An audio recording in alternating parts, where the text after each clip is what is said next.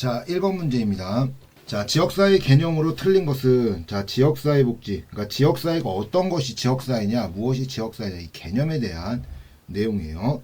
자, 기능적 지역사회. 자, 우리 지역사회를 지리적 의미와, 자, 지리적 의미, 자, 기능적 의미로 많이 나눠지죠. 지리적 의미는 위치예요. 땅, 공간을 의미한다라고 한다면, 기능적 의미는요, 공간 이런 것들보다는 공통의 목적입니다. 예, 목적을 이루기 위해서 모인 사람들을 의미하는 것이 요 기능적 지역사회다라고 생각하시면 돼요. 자, 기능적 지역사회는 이념, 사회 계층, 직업 유형 등을 중심으로 이루어진다. 그렇죠. 이념, 같은 생각을 갖고 있는 사람들, 사회 계층, 상중하, 직업 유형, 어떤 직업을 갖고 있는가 이런 것들을 중심으로 이루어지게 되는 것이 기능적 지역사회입니다. 자, 2번 다양한 존중과 사회적 가치의 공유 등은 지역사회의 역량을 향상시키는 요소이다. 그렇죠.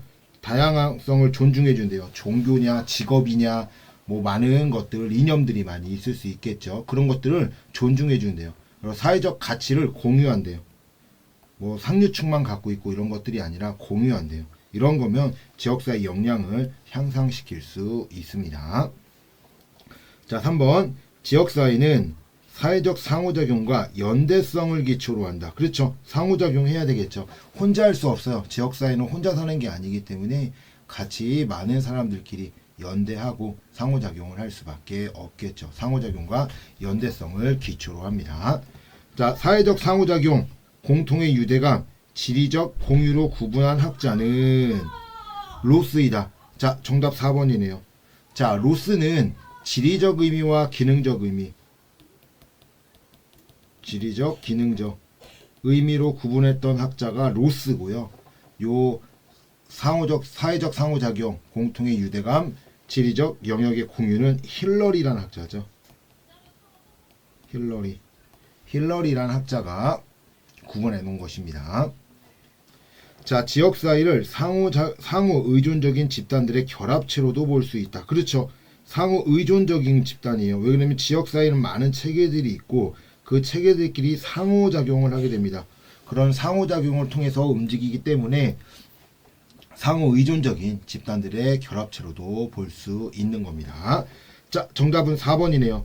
자, 공동의 유대감, 지리적 공유, 상호작용, 이거는 힐러리입니다. 자, 2번 지역사회 복지 실천에 대한 설명으로 올바른 것은, 자, 옳은 것이에요. 자, 1번 지역사회 실천의 1차적 클라이언트는 지역 주민이어야 된다. 자, 지역 주민, 물론 클라이언트가 지역 주민이다라고 하면 맞을 것 같지만 지역 주민이 아니고요. 지역 사회입니다. 지역 사회. 그래서 개인 한 명 주민들을 보는 것이 아니라 그 지역 사회에 있는 공통의 그런 목적들을 좀 본다라고 생각을 하셔야 돼요. 그래서 한 사람 보지 않아요. 개인보다는 지역 사회의 이익을 위해서 움직이게 된다라고 생각하시면 됩니다. 자, 2번 지역사회 실천에서는 주민의 다양성을 인정하고, 그렇죠. 다양성을 인정해야 되겠죠. 종교든 정치든 많이 다를 수 있겠죠. 사람들의 이념들이 많이 다를 수 있는데 그런 것들을 인정하고 특정 계층의 적극적인 참여를 목표로 한다. 자, 특정 계층의 적극적인 참여를 목표로 한대요. 특정 계층이 아니겠죠. 모든 계층입니다. 모든 계층. 각 계층의 적극적인 참여를 목표로 하는 거지 어느 한 집단의 엘리트냐 이런 거 사람들의 적극적인 참여를 목표로 하지는 않습니다.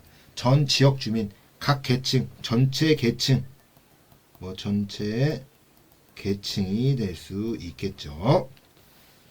3번 지역사회 복지 실천을 위해 지역 주민들의 공감을 얻을 수 있는 정치적 지도자를 발굴한다. 자, 지역 주민들의 공감을, 지역자의 실천을 위해서 공감을 얻을 수 있는 정치적 지도자를 발굴한대요. 자, 정치적으로 무언가를 할 수 있는 그런 사람도 좋긴 하겠지만 지역사회에서는 풀뿌리라고 합니다. 풀뿌리 지도자. 그래서 지역사회를 잘 알고 있는 사람, 지역사회를 잘 알고 있는 사람들을 발굴하는 거지 그냥 아무나 발굴하는 건 아니에요. 그러니까 예를 들면은 우리 지역사회에 국회의원을 뽑는다라고 얘기하면은 뭐 듣도 보도 못하는 사람 막 와가지고 국회의원 선거 나와서 한다? 뭐 그거는 별로 아니겠죠. 그것보다는 뭐가 더 좋은 거예요? 우리 지역에서 태어나고 우리 지역사회에 어떤 문제가 있고 우리 지역사회에 그나마 좀 알고 있는 사람이 정치를 하는 것이 나을 수 있겠죠. 그래서 정치적 지도를 발굴하는 것이 아니라 풀뿌리 지도자. 그래서 풀뿌리 지도자라는 건 지역사회의 문제점이라든지 지역사회를 잘 알고 있는 사람들을 의미한다라고 생각하시면 되겠습니다. 자, 4번 지역사회복지 실천에 있어 지역사회 의사결정 과정에 대해 이해할 수 있는 비판적 의식을 지향해야 된다. 자, 지향이겠죠. 지향. 지향은 해라죠. 해라. 지향은 하지마. 지향입니다. 지향. 그래서 비판적인 의식을 가져야 돼요. 그래서 잘못된 것은 잘못됐다고 얘기함으로써 뭐 할 수 있도록 지역사회가 변할 수 있도록 움직여야 됩니다. 자, 지역사회복지 실천을 위해 지역사회에 대한 지역주민의 불만을 집약한다. 그렇죠. 지역주민의 불만을 집약해야 되겠죠. 자, 왜 그러냐면은 지역주민들이 가지고 있는 문제점들이 있을 수 있잖아요. 그래서 그런 문제점들을 해결하기 위해서 지역주민들의 불만을 집약해야 됩니다. 그리고 그 불만을 집약하고 그 불만을 해결할 수 있도록 도와줘야 된다라고 이야기할 수 있겠죠. 자, 정답은 5번이네요. 풀뿌리 지도자 뭐 이런 것들이 아니라 지역 주민들의 불만을 집약하고 해결할 수 있도록 해야 된다라고 이야기를 하겠습니다. 정답은 5번입니다. 자, 3번 지역사회복지 관련 개념에 대한 내용으로 틀린 것은 자, 관련 내용이에요. 탈시설화. 탈시설화는 뭐예요? 시설에서 벗어난다라는 거죠. 벗어나다. 그러니까 뭐야? 나온다라는 거예요. 나온다는 거. 시설에서 나와서 생활하겠다라고 이야기하는 거죠. 자, 지역사회 탈시설화는 시설의 자원을 지역사회에 제공하고 체험을 돕는 재반활동을 의미한다.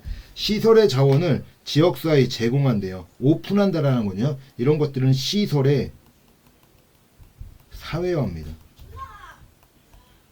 시설의 사회화. 그래서 시설과 시설의 이제 단점이죠. 뭐 폐쇄성이라든지 뭐 이런 문제점들을 해결하기 위해서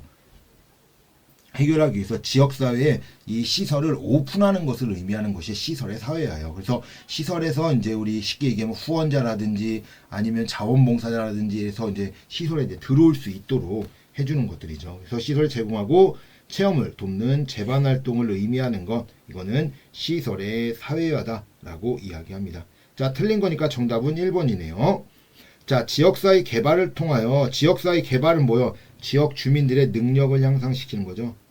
능력을 향상 또는 역량을 강화시켜서 스스로 대처할 수 있도록 해주는 게 지역사회 개발이죠. 사회 구성원들의 사회관계를 향상시킬 수 있다. 그렇죠. 지역 주민들이 모여서 자기네들끼리 상부상조 아니면은 관계를 맺음으로써 능력이 향상되고 이렇게 되는 거잖아요. 그러다 보니까 사회적 관계는 그 구성원들의 관계는 더 향상될 수밖에 없다라고 이야기할 수 있겠죠. 자, 3번 제가복지는 다양한 욕구 충족을 위한 서비스 연결체계 구축에도 관심을 둔다. 그렇죠. 제가복지라고 하는 건 집에서 서비스를 받는 거죠. 서비스를 받는 것이 제가복지인데 다양한 욕구 충족을 위해서 그렇죠. 욕구 클라이언트가 가지는 욕구가 상당히 많이 있어요. 그러면 그런 욕구 다양한 욕구를 갖기 위해서 서비스 연계체계 구축에도 관심을 둘 수밖에 없습니다. 그렇게 해서 어떻게 하려는 거예요? 내가 서비스를 받으려고 하는 거죠. 욕구를 충족받기 위해서는 다양한 욕구잖아요. 근데 하나만 받을 수는 없으니까 그런 것을 받기 위해서 다양한 서비스를 받기 위해서 서비스 연계 구축에도 관심을 가져야지만 내가 원하는 서비스를 받을 수 있겠죠. 자, 지역사회 보호는 지역사회에서 뭐 하는 거야? 보호하는 거죠. 왜? 요 탈시설화가 돼서 시설에서 나왔기 때문에 지역사회에서 그 사람들을 도와줘야 되는 겁니다. 시설보호의 문제점을 해결하기 위한 대안으로 제시된 것이다. 그렇죠. 시설보호의 문제점을 해결하는 거야. 그래서 시설에서 문제점을 해결하기 위해서 어떻게 해요? 탈시설화가 된 거죠. 탈시설화. 그래서 나오게 된 거예요. 그 나오게 되었고 그 나온 것에 대해서 그 문제점들이 있을 수 있겠죠. 그래서 그런 문제점들을 해결하기 위해서 하는 것이 지역사회 보호다라고 이야기를 합니다.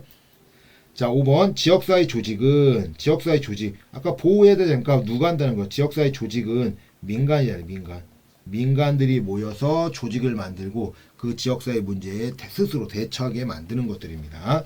지역사회 중심으로 이루어지는 사회복지 실천이다. 그렇죠. 지역사회 중심이에요. 누군가 하는 게 아니라 지역 주민들이 모여서 조직을 만들게 되고 지역에 있는 그 문제를 해결하려고 하는 것이 요 지역사회 조직이다라고 이야기할 수 있겠죠. 자, 정답은 틀린 거니까 1번이 되겠습니다. 탈시설화는 시설에서 벗어나는 거고요. 그리고 이제 시설의 사회화는 시설을 오픈해서 지역사회와 연계하는 것을 의미한다라고 생각하시면 되겠습니다. 자, 4번입니다. 우리나라 지역사회 복지의 발달에 관한 설명으로 올바른 것은 자, 우리나라의 지역사회 발달이 지역사회는 정말 시험에 잘 나오기 때문에요. 그 역사, 뭐 복지의 발달, 뭐 이런 내용들은 모두 잘 알고 있어야 돼요. 이거 모르면 뭐 지역사회에서만 나오는 게 아니고 여러 과목에서도 나오기 때문에 행정론, 정책론, 법제론, 뭐 실천론, 뭐 다 나오기 때문에요. 5과목에서 나오게 돼요. 그러니까 이 내용을 꼭 잘 알고 있어야 됩니다. 자, 2012년 사회보장기본법상의 사회서비스가 사회복지 서비스로 변경되었다. 자, 지금은 어떠죠? 사회보장기본법에 보면은 사회보험, 공공부조, 사회서비스예요. 그러니까 사회복지 서비스로 변경된 적이 없습니다. 그래서 사회복지 서비스로 변경된 게 아니라 사회복지 서비스가 사회 서비스로 이제 변경되게 된 거죠. 왜 그러냐면 사회 서비스가 사회복지 서비스보다 더 큰 개념이에요. 훨씬 큰 개념. 복지는 복지만 하게 되는 거고요. 사회 서비스는 복지를 포함한 뭐가 되는 거냐? 복지를 포함한 이제 보육이라든지 고용, 주거, 교육 뭐 이런 것까지 모두 포함하고 있는 게 사회 서비스였고 이런 것들을 해결하기 위해서 사회 보장이라는 단어를 씀으로써 훨씬 더 복지보다 큰 개념을 가지게 되었다라고 이야기를 할 수 있습니다. 자, 83년 사회복지사업법 개정으로 그렇죠. 우리 이제 83년에 사회복지 개정이 됩니다. 이때 이제 큰 문제라기보다는 많은 것들이 이제 변화가 됐었는데요. 첫 번째가 사회복지사라는 이름이 만들어져요. 그전에는 사회복지 종사자였는데 사회복지사라는 이름이 만들어지면서 달라지게 되었고 그러면서 국가가 많은 것들을 이제 움직이게 되었죠. 사회복지사가 되었고 이제 학교에서도 사회사업학과에서 사회복지학과로 변경되었고 복지학과로 변경되었고 그러면서 이제 복지관이 이제 만들어지게 됩니다. 그래서 시설보호보다는 이제는 지역사회보호로 사회보호로 움직이게 되겠다라고 이야기한 거죠. 그래서 복지관이 공식적으로 국가의 지원을 받을 수 있게 됩니다. 그래서 복지관이 우리나라의 최초의 이용시설인 거예요. 이용시설로 만들어지게 되고 그것으로 인해서 행동이 움직이게 되었던 거죠. 그래서 83년에 처음 이제 만들어지게 되고 이제 88년 넘어가면서 88년, 89년 이렇게 이제 80대 후반 들어오면서 이 복지에 대한 생각들로 인해서 그 아파트 공공임대 아파트가 만들어지게 되고 그 안에 복지관이 들어가게 되었다라고 생각하시면 됩니다. 정답은 2번이네요. 올바른 것은 2번입니다. 자, 2000년대에 도입된 지역사회 서비스 투자 사업의 사회 서비스 이용권 비용 지급 정산은 자, 이게 2007년입니다. 2007년. 그러니까 사회 서비스 이용권이라고 하는 것은 쉽게 얘기하면 뭐냐? 바우처 사업, 바우처 사업입니다. 그래서 바우처 사업들이 움직이게 되었다라고 이야기를 하시면 돼요. 아동보장원이 담당한다. 자, 이용 정산은 아동보장원이 담당하죠. 아동보장원은 아동만 움직이겠죠. 왜 그러면 아동이라고 써있으니까 사회복지보장원 아니면 사회보장원 뭐 이러면은 그럴 수 있겠는데 라고 얘기할 수 있는데 뭐 아동보장원이니까 아동을 보장하는 거, 노인보장원은 노인만 보장하겠죠. 그래서 바우처는 이 아동 아동만 있는 게 아니라 여러 가지 더 많죠. 아동뿐만 아니라 다른 것들 많이 있기 때문에 아동보장을 해서 담당하는 게 아니고요. 사회보장정보원이죠. 사회보장정보원에서 담당하게 됩니다. 보장정보원 원에서 이런 것들을 담당하게 되는 겁니다. 자, 우리나라의 최초의 사회복지관은 1931년 설치된 태화여자관이다. 자, 태화여자관이 맞죠? 언제요? 1921년. 1921년에 사회복지관이 만들어지게 되었다라고 이야기를 합니다. 자, 5번 사회보장계획은 5년마다 수립하도록 규정되어 있다. 자, 지역설정법 4년마다, 중앙설정법 5년마다. 중앙이 5년이고 지역사회는 4년이잖아요. 그래서 지역사회 보장은 5년이 아니라 4년이다 라고 이야기할 수 있습니다. 정답은 2번이네요. 83년에 사회복지 개정으로 인해서 사회복지사라는 이름이 만들어지고 그 이후에 학교들이 사회복지학과로 변경되게 되고 사회복지사 자격증도 만들어지게 되고 많은 것들이 움직이게 되었다라고 말씀을 드릴 수 있습니다.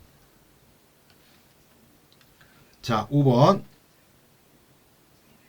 사회복지에 관한 설명으로 틀린 것은, 자, 틀린 겁니다. 조선시대, 그러니까 우리 이제 지역사회복지에서는 현대에 대한 사회복지도 나오긴 하지만 과거에 대한 그런 내용들도 나오고 있습니다. 그래서 과거에 있었던 뭐 특징들, 어떤 것들이 있는가, 이런 것들을 좀 잘 알고 있어야 된다라고 말씀을 드려요.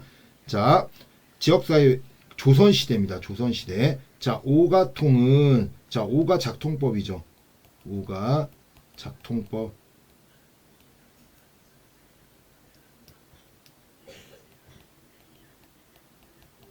오가작통법. 어떻게 하는 거예요? 5인, 5가구죠. 이 5가구를 한 통으로 만듭니다. 그래서 서로 상부상조해라. 자, 그 다음에 뭐요? 가정 불화, 사회 질서 문란, 이런 신고 의무를 가지고 있는 것이 요 오가통이었다라고 이야기해요. 지역 내 거주하는 성원이 인보 상조와 연대 책임으로 서로 돕고 돕도록 한 것이다. 그렇습니다. 서로 돕고 돕도록 한 것이 요 오가통이다라고 얘기해요. 이 오가통요, 이거 국가가 실시한 거죠. 국가가 운영을 했던 겁니다. 민간이 아니라 공공에서 운영했던 것이 요 오가통이에요. 그래서 지키게 만들었습니다. 자, 공굴이라는 게 있습니다. 공굴이라는 게 있는데, 뭐 물론 이런 공굴이 있긴 한데 뭐 시험에서 그렇게 자주 지문에서 나오는 것은 아니다라고 생각하시면 돼요. 자, 공굴은 장애가 있어 농사 짓기 어려운 사람들을 위해 마을 사람들이 공동으로 농사를 지어주는 것이다. 맞습니다. 공굴이라고 하는 것은 장애가 있어서 농사를 못 짓다 보니까 농사를 짓지 않으면 먹고 살 수가 없잖아요. 그래서 마을 사람들이 대신 농사를 지어줌으로써 먹고 살 수 있도록 도와줬던 것이 공굴이다 라고 생각하시면 되겠습니다. 자, 두레가 있습니다. 두레. 자, 농민의 노동력을 서로 차용 또는 교환하는 것이다. 자, 우리 노동력을 교환, 상부상조한다. 뭐요? 노동력이요, 노동력. 다른 것들도 있지만 노동력은요, 그 하나밖에 없었잖아요. 품앗이 자신의 노동력들을 상부상조하는 것은 품앗이다라고 이야기를 하는 겁니다. 자, 두레라고 얘기하는 것은 뭐요? 이것도 맞긴 하지만 그러니까 서로 노동력을 차용하고 교환하는 것은 A와 B가 이렇게 서로 바꾸는 거잖아요. 개인끼리. 근데 이 두레라고 하는 것도 노동력이긴 한데, 이 두레가 뭐예요? 마을 공동 땅이잖아요. 마을 공동에 있는, 자, 마을 공동 땅이 있는데, 이 마을 공동 땅을 어떻게 하는 거예요? 쉽게 생각하면, 마을 공동 땅에 있는 것들에 대한 것들을 그 마을 주민들이 모여서 노동력을 바치는 거죠. 그래서 공동 땅에 대해서 농사를 짓고 이렇게 움직이는 것들. 그래서 누구의 땅을 하는 거냐. 개인 소재의 땅들을 움직인 것들이 아니라 그냥 농민들이 모여서 마을 땅에 대해서 농사 짓고 이렇게 했던 것들을 두레라고 얘기하는 거고요. 노동력을 서로 차용하고 교환하는 것. 서로 A와 B가 서로 주고받는다. 이렇게 이제 이야기하는 것은 품앗이로 보셔야 돼요. 품앗이. 정답은 3번이네요. 자, 개는 뭐 지금도 뭐 있잖아요. 뭐 개 있을 거예요. 개 뭐 조금씩 변화되긴 했지만 아직도 개가 있습니다. 그래서 개주가 있고 그런 이야기들이 있었잖아요. 개주 도망가고 뭐 어떻게 되고 저렇게 되고 뭐 이렇게 이제 이야기했었는데, 자, 개는 조합적인 성격을 지닌 자연 발생적 조직이다. 그렇습니다. 조합이에요, 조합. 우리 같이 하겠다. 그래서 개는 우리가 뭐 공동으로 뭐 이렇게 얘기하는 거잖아요. 그래서 우리 쉽게 생각하시면 이런 것도 개였어요. 우리 건강보험이 99년에 건강보험이 만들었는데 그 전에 건강보험이 만들어지기 전에 뭐가 있었냐 그러면 공무원끼리 사학끼리 자기네들끼리 조합을 만들어서 건강보험에 대비했었거든요. 이런 것들이 개예요, 개. 그래서 서로 위험을. 그래서 지금도 아직도 있는 게 뭐가 있냐면 뭐 택시라든지 버스 그 보험이 있잖아요. 택시 버스 보험들 지네들끼리 모여가지고 조합을 만든 이런 것들이 개다라고 생각하시면 돼요. 자기네들의 이익을 위해서 같이 움직이려고 하는 것이 개다라고 생각하시면 됩니다. 자, 향약은 뭐요? 양반의 자치지구였죠. 자치지구. 뭐 하려고 하는 거야? 자기네들끼리 모여서 그 평민들이 다른 데로 가지 못하고 자기네들끼리 그 마을에 잘 살 수 있도록 어떻게 할까 하면 자기네끼리 모여가지고 회의하던 것이 요 향약이다라고 이야기를 하는 거예요. 자, 지역민의 수나, 덕화, 교화 등을 목적으로 한 자치협동 조직을 의미하는 것이 향약입니다.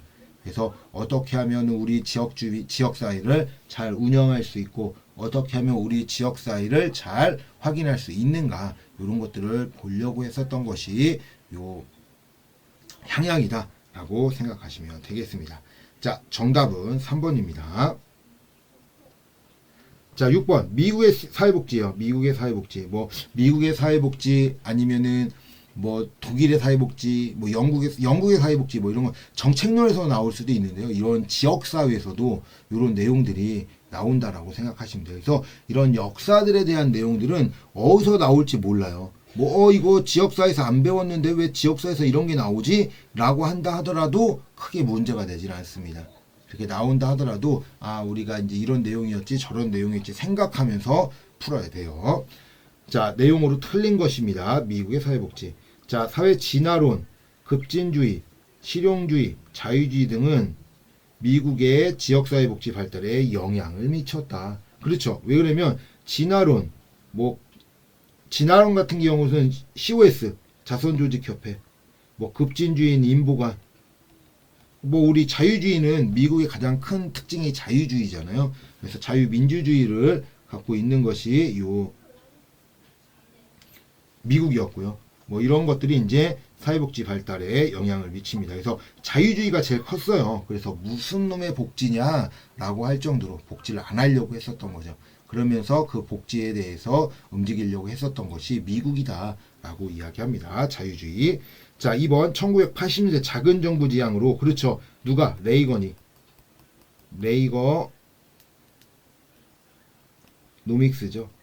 레이거노믹스 이제 경제를 이제 살리자라고 해서 뭐요? 우리 이제 쉽게 생각하면 시장 경제로 다시 들어가자라고 얘기하는 것이죠.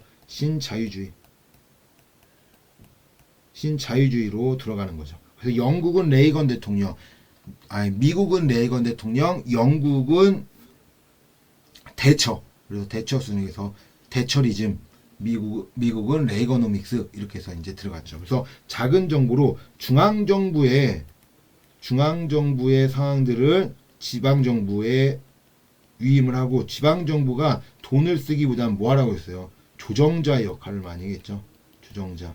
그래서 민간에서 할 수 있도록 조정하는 역할을 했던 것이 요 미국이다라고 이야기해요. 그래서 작은 정부 지향으로 복지에 대한 연방정부 책임을 강조하였다. 중앙정부 뭐 했지만 연방정부의 책임을 강조한 게 아니에요. 연방정부를 뭐라고 얘기하냐면 우리나라 치면 중앙정부잖아요. 얘네는 연방정부가 중앙정부고 얘네한테 이제 주정부가 있잖아요. 주 정부가 우리나라의 지방 정부입니다. 지방 정부. 그래서 뭐 무슨 주 무슨 52개 주로 운영되고 있는 게 미국이잖아요. 그래서 이것 좀 조심하셔야 돼요. 연방 정부는 중앙 정부, 주 정부가 지방 정부입니다. 그래서 중앙 정부의 책임을 강조한 게 아니라 중앙 정부는 이제 쏙 빠지는 거였죠. 나 이거 안 할 거야. 왜 우리가 이거 해야 돼? 이거 아니야라고 빠지면서 지방 정부에 영향을 미쳤고, 지방 정부한테 뭐라고요? 너네가 이거 하지 말고 누가라고 민간에서 할 수 있도록 조정자 역할을 해라 라고 이야기했던 것이 80년대 이 레이건 대통령의 레이거노믹스의 내용입니다. 자, 빈곤가의 전쟁, 60년이죠. 60년대 존슨 대통령 빈곤가의 전쟁 선포했죠. 자, 선포로 사회복지에 관한 연방정부 역할이 증대되었다. 그렇습니다. 연방정부가 중앙정부라고 했잖아요. 그래서 교육, 헤드스타트, 의료, 메디케어, 메디케이드, 그 다음에 AFDC 해가지고 이제 요보아동 도와주는 역할들을 하게 되었죠. 그래서 미국 같은 경우 이제 60년대 이 존슨 대통령의 빈곤가의 전쟁을 할 때가 복지가 가장 발전된 시기였다라고 이야기할 수 있습니다. 1996년 복지개혁은 개인 책임에 따른 근로연구복지가 핵심이었고, 그렇죠. 신자유주의가 근로복지 연계잖아요. 그래서 니네가 스스로 움직일 수 있어라 라고 이야기합니다. 그러면서 나타난 게 AFDC에서 TANF로 바뀌죠. TANF에서 5년 한시부조로 바뀌게 되면서 움직이게 돼요. 그래서 2년까지는 무료로 받지만 3년째부터는 와서 일을 해야 되는 조건부 수급자로 바뀌게 되고, 최대 5년까지밖에 서비스를 받을 수 없다라고 이야기해줬던 거죠.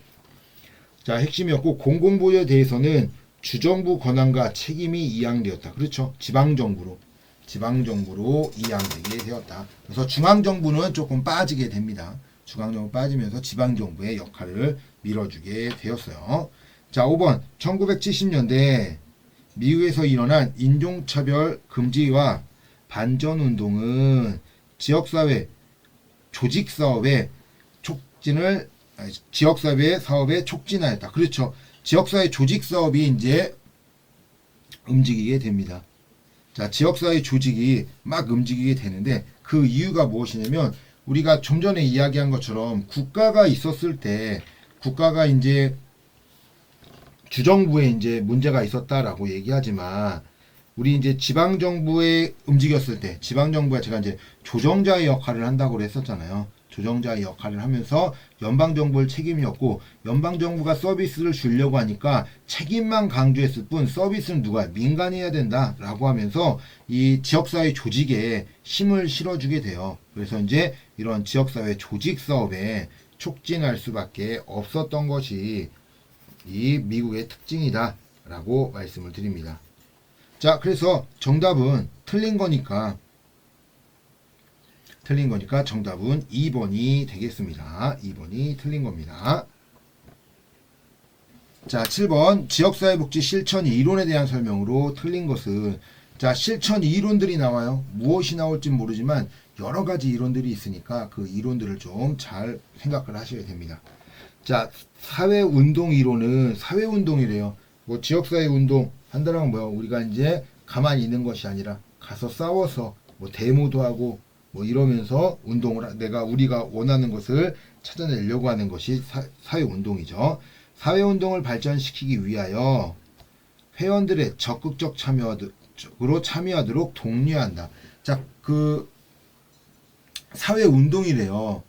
그 사회운동이라고 얘기하는 것은 우리가 막 움직여서 뭔가를 하는 거죠. 근데 적극적으로 참여를 많이 시키고, 물론 이제 뭐 사회운동에 많이 하면 될 수 있지만, 많이 사람이 모일수록, 그래서 이제 사회운동을 발전시키고 이제 이런 것들은 이 사회운동보다는 이 다원주의 이론에 자원주의가 아니죠. 죄송합니다. 다원주의가 아니라 이 자원을 동원하는 자원동원 이론에 더 적합하다. 왜 그러냐면 이 회원이죠. 이 회원들은 발전시키기 위해서 얼마나 많은 자원을 동원하는가가 그 특징인 거예요. 얼마나 자원을 동원할 수 있는가. 그래서 많은 자원들을 동원하는 거에 따라 승패가 달라지잖아요. 사회운동은. 그래서 사회운동 이론도 없어요. 사회운동 이론이라고 하기는 뭐 우리가 사회운동은 배우긴 했죠. 우리 지역사회 모델에서 웨일과 갬블이 이제 사회운동을 이야기했죠. 그래서 뭐요? 사회운동은 패러다임을 제공한다고 그랬잖아요. 문제를 해결하기 위해서 패러다임을 제공하고 그 패러다임대로 이제 문제가 해결되기를 원하는 것이 사회운동 모델이잖아요. 자, 근데 이 사회운동을 발전시키기 위해 회원들을 적극적으로 참여시키도록 독려하는 것은 자원동원 이론입니다. 얼마나 많은 자원을 동원하느냐에 따라 사회운동의 승패가 갈리기 때문이다 라고 말씀을 드려요. 틀린 거니까 1번이네요. 사회운동이 아닌 자원동원입니다. 자원주의에서는 다원주의로는 뭐야? 많을 따 원하는 주위에 이제 많은 사람들이 모이는 것들이 이제 중요하죠. 어떤 우리가 쉽게 생각하고 공통의 목적을 가지고 있는 사람들이 모이는 것이 중요한 거죠.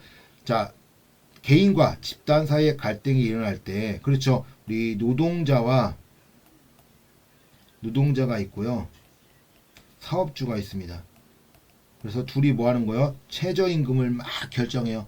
최저임금을 막 결정하는데 그게 안 돼. 그때 어떻게 해요? 여기에 이제 국가 대표가 들어가는 거죠.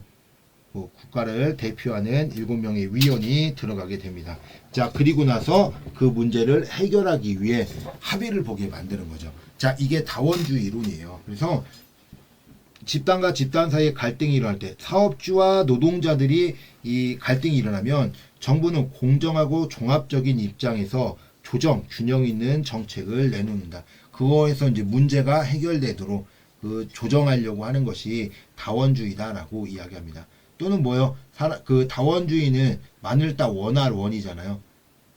많은 사람들이 원하는 대로 사회복지가 발달한다. 라고 이제 이야기하는 거죠. 그래서 그 많은 구성원들이 누굴 만나요? 정치인을 만나죠. 정치인을 만나서 그 정치인을 밀어주는 대신 자신이 원하는 정책을 만들 수 있도록 이렇게 이제 딜을 하는 게 다원주의죠. 이렇게 생각하시면 됩니다. 자, 갈등 이론, 사회 체계가 있죠. 이렇게 체계들이 이렇게 있는데, 이런 체계들이 잘 돌아간대요. 그래서 아무 문제가 없이 돌아가고, 이것으로 인해서 지역사회에 아무런 문제가 없다. 이게 뭐예요? 체계 이론이죠. 체계 이론. 자, 근데 이 체계 이론의 반대가 뭐예요? 갈등 이론인 거예요. 갈등이 일어난대요. 갈등. 지역사회는 갈등이 항상 일어난다. 근데 이게 나쁜 게 아니다. 이 갈등이 일어날 때 그 갈등을 해소함으로써 훨씬 좋은 상황들로 이루어진다라고 얘기하는 게 갈등 이론이잖아요. 그래서 갈등이 이제 일어나니까 사회는 항상 불안한다고 전제한다. 그렇죠. 불안해요. 왜 불안하냐? 소득 때문에 그래요. 소득. 분배 현상. 자, 분배 현상이라고 얘기할 수 있겠죠. 분배 현상. 쉽게 얘기하면 더 많이 가져가려고, 나는 이것보다 더 많이 갖고, 나는 저것보다 더 많이 갖고, 나는 저거 이렇게 이제 더 많이 갖고 가려고 하니까 싸우는 거죠. 그러니까 어떻게 된 문제가 생기냐? 지위에 따라, 위치에 따라 뭐 많은 내용들이 있겠죠. 그런 것들에 따라 많이 갖고 가는 사람과 적게 갖고 가는 사람이 달라질 수밖에 없는 거예요. 그것으로 인해서 갈등이 생기는 거죠. 그러면서 그런 문제를 해결하다 보니 사회복지가 발달한다라는 게 갈등 이론이잖아요. 그래서 불안하다고 전제하고 사회행동운동 모델과 관련이 깊다. 그렇죠. 왜? 우리가 갈등이 생겼으니까 사회행동 해야 되잖아요. 가가지고 데모도 좀 해야 되고, 뭐 보이콧도 좀 해야 되고, 뭐 불매운동도 해야 되고, 뭐 이런 행동들을 하는 것이 요 갈등 이론이다라고 말씀을 드릴 수 있어요. 자, 4번 갈등 이론, 심의존 이론, 자원동원 이론 등은 모두 신과 관련된 이론들로, 그렇죠. 갈등 이론도 마찬가지죠.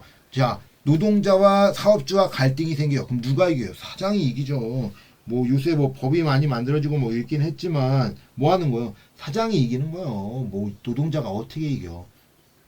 갈등 생기면은 뭐 시키는 대로 해야죠. 그래서 이기려고 했다가는 나중에 문제가 생기고 뭐 이럴 수 있겠죠. 절대 이길 수 없는 거죠. 심의존 또는 권력 의존, 힘이 갖고 있는 사람에게 사회복지는 뭐 할 수밖에 없다? 의존할 수밖에 없다. 라고 이야기하는 거죠. 자원동원, 얼마나 많은 자원을 동원할 수 있는가가 승패에 좌우되는 거죠. 이런 게 다 이제 신과 관련된 이론이에요. 그래서 모두 연관성을 가지고 있습니다. 자, 권력 의존 이론은 힘 의존 이론 또는 권력 의존 이론인 거죠. 자, A가 B에게 권력을 의존하면 나중에 아무것도 못하게 된다는 거죠. 의존할 수밖에 없다. 자, 그래서 지역 주민이나 집단 또는 조직의 힘이 소유 여부가 힘의 소유 여부가 지역사회 발전에 중대한 영향을 미친다는 것을 강조한다. 그렇죠. 왜요? 왜 그 사람들이 훨씬 더 크잖아요. 훨씬 더 사람들이 많이 모일수록 힘이 더 커지는 거죠. 얼마나 커지냐? 우리 쉽게 생각해 보세요. 한 명, 두 명 모인 것보다 정말 많은 사람들이 모이는 것이 훨씬 더 이제 지역사회에 크게 들어가죠. 그러나 그런 것도 있지만 한 명, 두 명 모인다라고 하면 힘이 있는 또는 권력이 있는 뭐 국회의원이나 뭐 시군구청장, 뭐 시장, 시도지사 뭐 이제 이런 양반들이 이야기하는 것이 제가 이야기하는 것보다 훨씬 더 효과가 높겠죠. 이런 것들처럼 힘의 소유 여부가 지역사회 발전에 중요한 영향을 미친다고 강조하는 것, 이것이 바로 권력 의존 이론 또는 힘 의존 이론이다 라고 이야기를 할 수 있는 겁니다. 자, 그러면 틀린 거니까 정답은 1번이네요. 사회운동 이론이란 건 없어요, 일단. 그리고 이제 요 지문 같은 것도 끝까지 볼 필요가 없는 거죠. 이론이 없으니까. 자, 사회운동을 발전시키게 해야 회원들을 적극적으로 참여하도록 독려하는 것은 자원동원 이론입니다. 자원동원 이론에 대한 내용이다 라고 생각하시면 돼요. 자, 8번 다음을 설명하는 로스만의 모델을. 자, 이렇게 로스만의 모델이 나오면 뭐부터 보라세요? 지문부터 보세요. 지문에 무슨 내용이 있고 어떻게 이루어지고 있는가 라고 이제 봐야 되겠죠. 자, 사회운동, 그 웨일과 갬블에 대한 내용이죠. 정치개발, 요것도 웨일과 갬블이 이야기했던 경제개발 모델이죠. 자, 그러니까 이렇게 두 개 제끼고 나면 1, 2, 5번 중 하나가 답이겠네요. 자, 그러면 자, 지역사회 개발은 뭐예요? 지역 주민의 능력 향상이죠. 향상. 그래서 그 능력이 향상되면 그 능력을 통해서 그 문제를 해결하려고 하는 것이 대처할 수 있도록, 문제를 해결하거나 문제에 대처할 수 있도록 하는 것이 지역사회 개발이죠. 그랬더니 뭐야? 지역사회 계획, 전문가가 있죠. 전문가가 자신의 지식과 기술을 토대로 합리적인 계획을 수립하는 것, 합리적 계획 수립하는 것이 사회 계획이죠. 자, 사회행동. 사회행동은 뭐요? 그 쉽게 생각하면 불매운동, 뭐 데모 이런 걸 하는 거죠. 그러면서 뭐야? 우리가 원하는 것을 이루려고 하는 것이 사회행동입니다. 그래서 법적 행동이라든지 행동도 될 수 있고요. 아니면은 불이익받고 있는 사람이 불이익을 철회될 수 있도록, 이익으로 얻을 수 있도록 한다거나, 그런 것들이 이제 법적 행동으로 그 악법은 없애버리고 새로운 법들, 이런 것들을 가지고 해결할 수 있도록 움직이려고 하는 것이 요 지역 사회 행동이죠. 사회 행동, 법적 행동. 자, 불이익을 받고 있다라고 하면은 이 사람이 이익을 받을 수 있도록, 그리고 규정을 바꾸려고 하는 거죠. 규정을 변경시켜 가지고 다시는 이런 걸로 문제가 생기지 않도록 하려고 하는 것, 이런 것들이 사회 행동이다 라고 이야기합니다. 자, 1번 불이익을 받거나 권리가 박탈당한 사람의 이익을 옹호한다. 그렇죠. 그 사람들을 이익을 얻을 수 있도록 다시 한번 대처하는 거죠. 자, 대중조직과 정치과정을 활용해 매개체로 하는 지역사회 목지 실천 모델이자 정치적 과정. 이게 이런 거죠. 정치적 과정. 자, 지배 집단에 대한 갈등 및 대결, 항의, 시위 등을 추진된다. 가서 이제 데모하는 거죠. 가서 막, 야, 나 이거 왜 안 해주냐, 이런 거 해줘라. 가서 이제 이익을 얻을 수 있도록 항의하고 시위하는 것. 자, 그건 바로 정답 5번이네요. 사회 행동에 대한 내용이죠. 아까 이야기한 거죠. 이익을 옹호할 수 있도록 항의 시위 같이 데모하는 것들, 정치적 과정이죠. 그래서 규정 정책들을 변경시키기 위한 이런 정치적 과정들로 이루어진다라고 이야기할 수 있습니다. 정답은 사회 행동에 대한 내용이다 라고 말씀을 드리겠습니다. 정답은 5번이에요. 자, 9번 문제입니다. 다음 가로 안에 알맞는 모델은, 자, 가로 안에 들어갑니다. 자, 는 모스만의 지역사회 모델을 세분화한 모델이다. 기억, 니은, 디귿은 로스만의 세분화한 모델이래요. 자, 이 모델은 가장 큰 차이점은, 기억은 지리적 의미의 지역사회를, 자, 지리적 의미의 지역사회래요. 그러니까 우리 지리적 의미의 지역사회, 그러니까 지역사회, 로스만의 기억, 니은, 디귿은 로스만의 지역사회 모델이라고 했잖아요. 지역사회 개발 모델. 제가 수업 시간에 그렇게 얘기해서 지역사회 개발 모델은 세 가지로 이루어졌다. 자, 세 가지로 이루어졌다라고 이제 이야기를 했었어요. 그래서 보통 볼 때 방금 이야기한 요 세 가지가 있었잖아요. 그래서 그 내용을 보는 것이 이제 가장 좋은 거죠. 그래서 원래 이 정답은 수업 시간에 그냥 바로 얘기했던 겁니다. 기억은 지리적 의미의 지역사회를, 니은은 기능적 의미의 지역사회를 토대로 한다는 점이다. 디귿은 사회개발과 경제개발은 같이 이루어져야 한다는 입장의 모델로 주로 저소득층의 1차적 구성원이 된다. 근데 내용을 보면은 다 아는 거죠. 자, 지리적 의미의 지역사회, 근린지역이죠. 근린지역 지역사회 조직 모델. 두 번째, 기능적 지역사회, 기능적 지역사회 조직 모델이죠. 자, 그리고 사회개발과 경제개발, 지역사회 사회경제개발 모델이죠. 자, 이렇게 이제 지문에 모든 내용들이 다 있죠.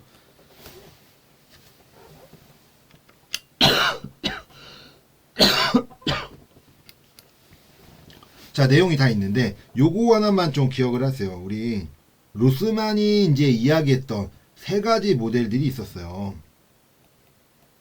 지역사회의 개발,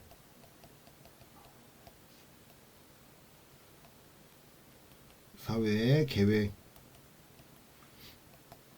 사회의 행동. 이렇게 이제 세 가지가 있었죠.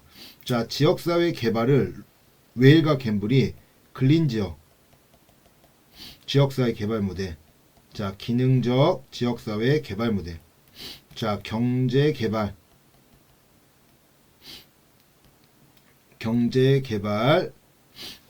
사회적 경제개발 모델로 이제 세 가지로 구분을 했습니다.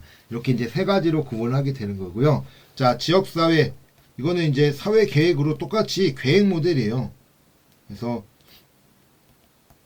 계획으로 이제 움직이게 되었죠. 자, 사회행동은, 자, 사회행동과 사회운동으로 구분을 했죠. 자, 그 다음에 뭐가 있어요? 연계, 지역사회 연계, 지역사회 연합. 그래서 이 두 가지만 플러스를 한 거죠.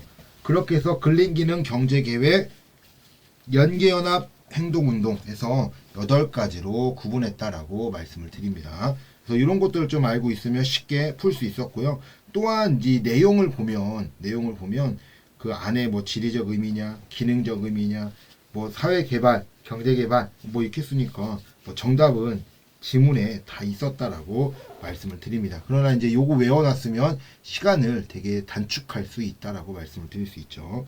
자, 정답은 5번이네요. 근린지역, 기능적, 지역사회, 사회 경제개발 모델입니다. 자, 테일러와 로버츠도 마찬가지로 로스만의 산모형을 가지고 어떻게 한 거예요? 그걸 가지고 5가지로 구분했다라고 이야기를 하는 거죠. 그래서 이제 우리가 어떻게 구분을 해놨어요. 자, 테일러 같은 경우 프로그램 개발. 자, 프로그램 개발 모델이 있죠. 자, 그리고 프로그램 개발 및 조정 모델. 두 번째가 이제 계획 모델. 계획 모델, 이제 지역사회 연계 모델, 연계 모델, 그다음에 지역사회 개발 모델이죠. 지역사회 개발 모델.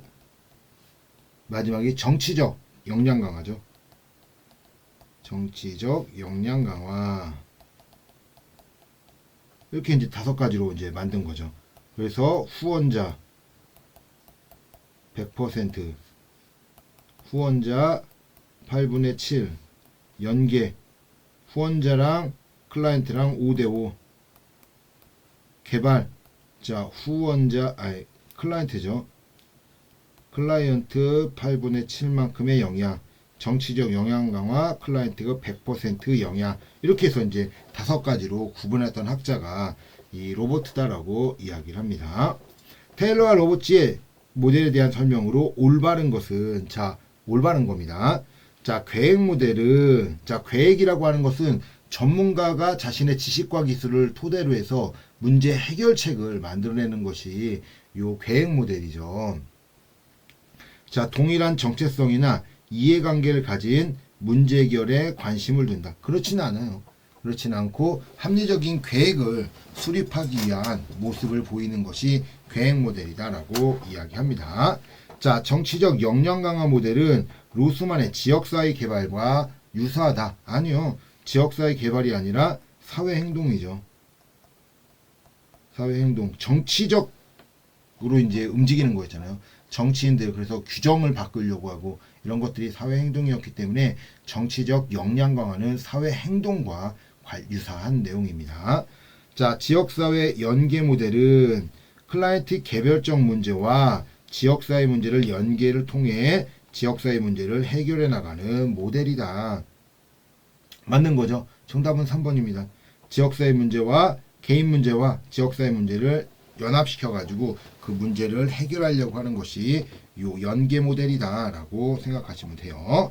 자, 사회행동 모델은 정책 또는 정책 결정자의 변화를 통해 사회정의를 추구한다. 뭐 우리 이런 내용들 사회행동 모델, 근데 이런 사회행동 모델이라고 얘기하는 게 이 정책 또는 정책 결정자의 변화를 통해 사회정의를 추구하는 게 맞는데, 제가 좀 전에 이야기한 것처럼 사회행동이라는 모델이 없어요. 로버트에는 정치적 역량 강화가 사회행동 모델을 대신한 거였잖아요. 요게. 그래서 사회행동 모델이 없습니다. 자, 이 내용은 웨일과 갬블이에요. 갬블의 그 사회행동에 대한 내용입니다. 자, 연합 모델은 특정 문제를 해결하기 위해 다양한 집단들의 연대를 이끌어내는 데 초점을 둔다. 그렇죠. 초점을 둬요. 근데 이것도 뭐요? 연합도 누구 거예요? 웨일과 갬블이죠. 웨일과 갬블. 그러니까 4번하고 5번은 웨일과 갬블이기 때문에 그 종류만 알고 있어도 이것을 이제 건들지 않아도 되는 내용이었죠. 자, 정답은 3번입니다. 사회 연계 모델에 대한 내용이 맞는 내용입니다. 그래서 이렇게 웨일과 갬블, 테일러와 로버츠, 그다음에 로스만 요 3명에 대한 학자들에 대한 그런 모델들이 어떤 모델로 이루어졌고 어떤 종류들이 있고 이런 것들을 좀 잘 아셔야 돼요. 그렇지 않으면 그 문제에 대처하는 것이 좀 쉽지는 않다라고 말씀을 드립니다. 그래서 그런 종류랑 정의 정도만 알아도요, 지문에서 많이 뺄 수가 있어요. 찾아낼 수가 있기 때문에 쉽게, 만약에 모른다, 찍는다 하더라도 5개 중 하나 찍는 것보다 3개 중 하나, 2개 중 하나 찍는 게 훨씬 확률이 높아지겠죠. 그래서 그 학자들에 대한 모델들은 좀 알고 있어야 됩니다. 자, 11번 법적 행동과 사회적 대결에 대한 내용으로 틀린 것은, 자, 이제 법적 행동입니다. 법적 행동, 사회적 대결. 그래서 이제 뭐예요? 법을 지키지 않고 무언가를 하는 것들, 여기 가서 이제 움직이는 거죠. 자, 정책 결정 및 실행 과정에 영향력을 행사하는 것은 정치적 압력에 해당한다. 그렇죠. 법적 행동이잖아요. 우리가 이런 정책들을 만드는데 이런 거 해줘라. 자, 이제 사회복지 2급도 이제 시험 보게 해줘라. 지금 막 얘기 되게 많이 나오고 있거든요. 근데 어떻게 된지 모르겠어요. 이번에 그 연말에 법이 통과가 됐는지 안 됐는지 지금 찾아보지 않아서 모르긴 하지만 계속 이야기 나왔던 거예요. 왜 그러면 지금 140만입니다. 140만. 사회복지 각 자격증만 140만 명이기 때문에 너무 많다라는 거죠. 그러니까 이제는 뭐 하겠다. 진입장벽부터 조금 어렵게 하겠다. 그래서 이제 사회복지사 시험제도로 이제 바꾸자 이제 이런 이야기하고 있는데요. 이런 것들을 이제 정치적에서 압력을 한다고 하면 충분히 가능할 수 있겠죠. 그래서 이렇게 영향력을 행사하는 것이 정치적 압력에 해당된다라고 이야기하는 겁니다. 왜? 너 안 찍어줘? 이렇게 얘기할 수 있는 거죠. 우리 사회복지협회에서는 누구를 지지 안 합니다. 뭐 이렇게 얘기할 수도 있는 거잖아요. 자, 이런 것들이니까 정치적 압력이 해당됩니다.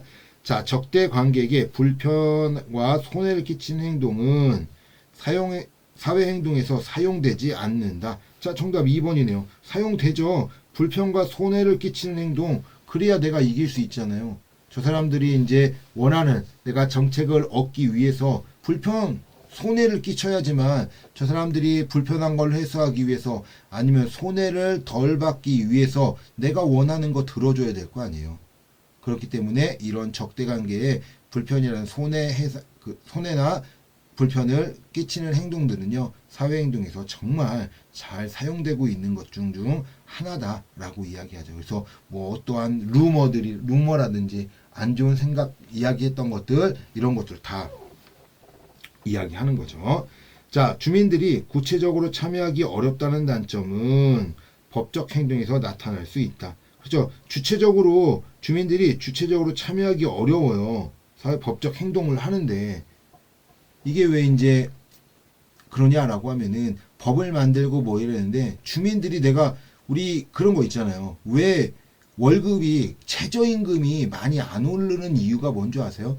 너무 많이 올려주면 안 돼요. 일을 안 해. 선생님 시간당 뭐 10만 원씩 벌었어. 그래서 하루에 80만 원 벌고 뭐 이러는데 뭐 한 5일 일하면 400만 원이에요. 그러면 내가 뭐 굳이 뭐 하루에 막 10시간씩 일해야 돼. 왜 8시간씩 일해야 되냐. 나 4시간만 일하고 안 할 건데 4시간만 일해도 먹고 살겠구만. 뭐 이런단 말이에요. 그러면 일을 할 사람이 없어지잖아요. 그러니까 월급을 올려줄 수 없는 거예요. 자, 그렇다고 이런 것들처럼 주민들이 이제 어떤 법적 행동을 하려고 해서 이제 주체적으로 모이고 막 이래야 되는데 뭐 해야 돼요? 먹고 살기가 힘든 거죠. 일해야 돼. 그러니까 주체적으로 참여하기가 어려운 단점들이 있어요. 그게 법적 행동에서 나타날 수 있습니다. 그러니까 법적 행동을 하는 데 있어서 먹고 살아야죠. 그리고 또 두 번째 뭐예요? 내가 법에 대해서 잘 몰라. 그러다 보니까 그런 것들을 못 하는 거죠. 먹고 살기 어렵고 법에 대해 잘 모르고 이러니까 막 변호사에 그냥 위임해놓고 막 이렇게 되는 거잖아요. 그러니까 이런 것들이 단점이에요. 변호사한테 이거 맡겨놓을 게 아니거든요. 내 문제 이런 것들은 내 스스로 내가 뭐 할 때 잘 알고 있어야 내가 원하는 대로 되는 거지. 잘 모르면 어떡해요. 뭐 그 사람이 뭐 변호사가 내 편이가 뭐 그냥 돈 받는 사람이지. 그냥 그 사람이 하자고 하는 대로 또 할 수밖에 없는 거잖아요. 이런 문제점들이 생길 수가 있습니다. 자, 직접 행동으로 특정 기업 상품과 제품에 대한 불매 운동을 진행할 수 있다. 그렇죠. 이것도 이제 법적 행동이죠. 직접 행동하는 거예요. 왜? 땡땡 그룹은 뭐 안 좋은 그룹이니까 물건 안 좋다. 뭐 이제 이렇게 얘기하는 거죠. 그래서 우리 이제 중국이 이제 일본 후쿠시마 오염수 방출로 인해서 뭐 이제 수산물 수입 안 하잖아요. 그러니까 그거 뭐 한대요? 거의 우리나라에 팔겠대요. 그래서 우리 집도 이제 저도 이제 수산물 잘 안 먹긴 하는데 자, 그런 것들처럼 사지 않으려고 하는 그런 불매 운동을 진행할 수 있습니다. 자, 법적 행동은 고소를 하겠다는 위험만으로도 논의를 이끌어낼 수 있다. 그렇죠. 법적 행동은 고소하겠다는 위험만으로도 논의를 이끌어낼 수 있습니다. 예전에 저 이제 뭐 좀 한참 되긴 했어요. 한 8년, 9년 뭐 이렇게 됐던 건데 온라인에 이제 저를 비방하는 이제 사진하고 글을 올려놨던 그 여자가 있었거든요. 그래서 그거를 어떻게 했냐면 제가 뭐라고 안 했고요. 그냥 법무법인 통해서 전화 한 통화 했죠. 그래서 이게 사실이냐 아니냐 뭐 이거는 뭐 나중에 조사해 보면 되는 거고 뭐 허위사실 유포 그다음에 이게 진짜 만약에 사실이다라고 하면은 사실직시에 의한 뭐 명예훼손 뭐 사실직시가 이제 더 명예훼손이 형이 더 크더라고요. 7년 이하의 징역이라 그때 알게 됐었는데 이런 거 들어가겠다. 그래서 이제 고소를 진행하겠습니다. 라고 이제 법무부에서 전화 가니까 그때서 글 다 내리고 이제 그런 행동들을 다 하더라고. 그러면서 악플이 다 없어졌어요.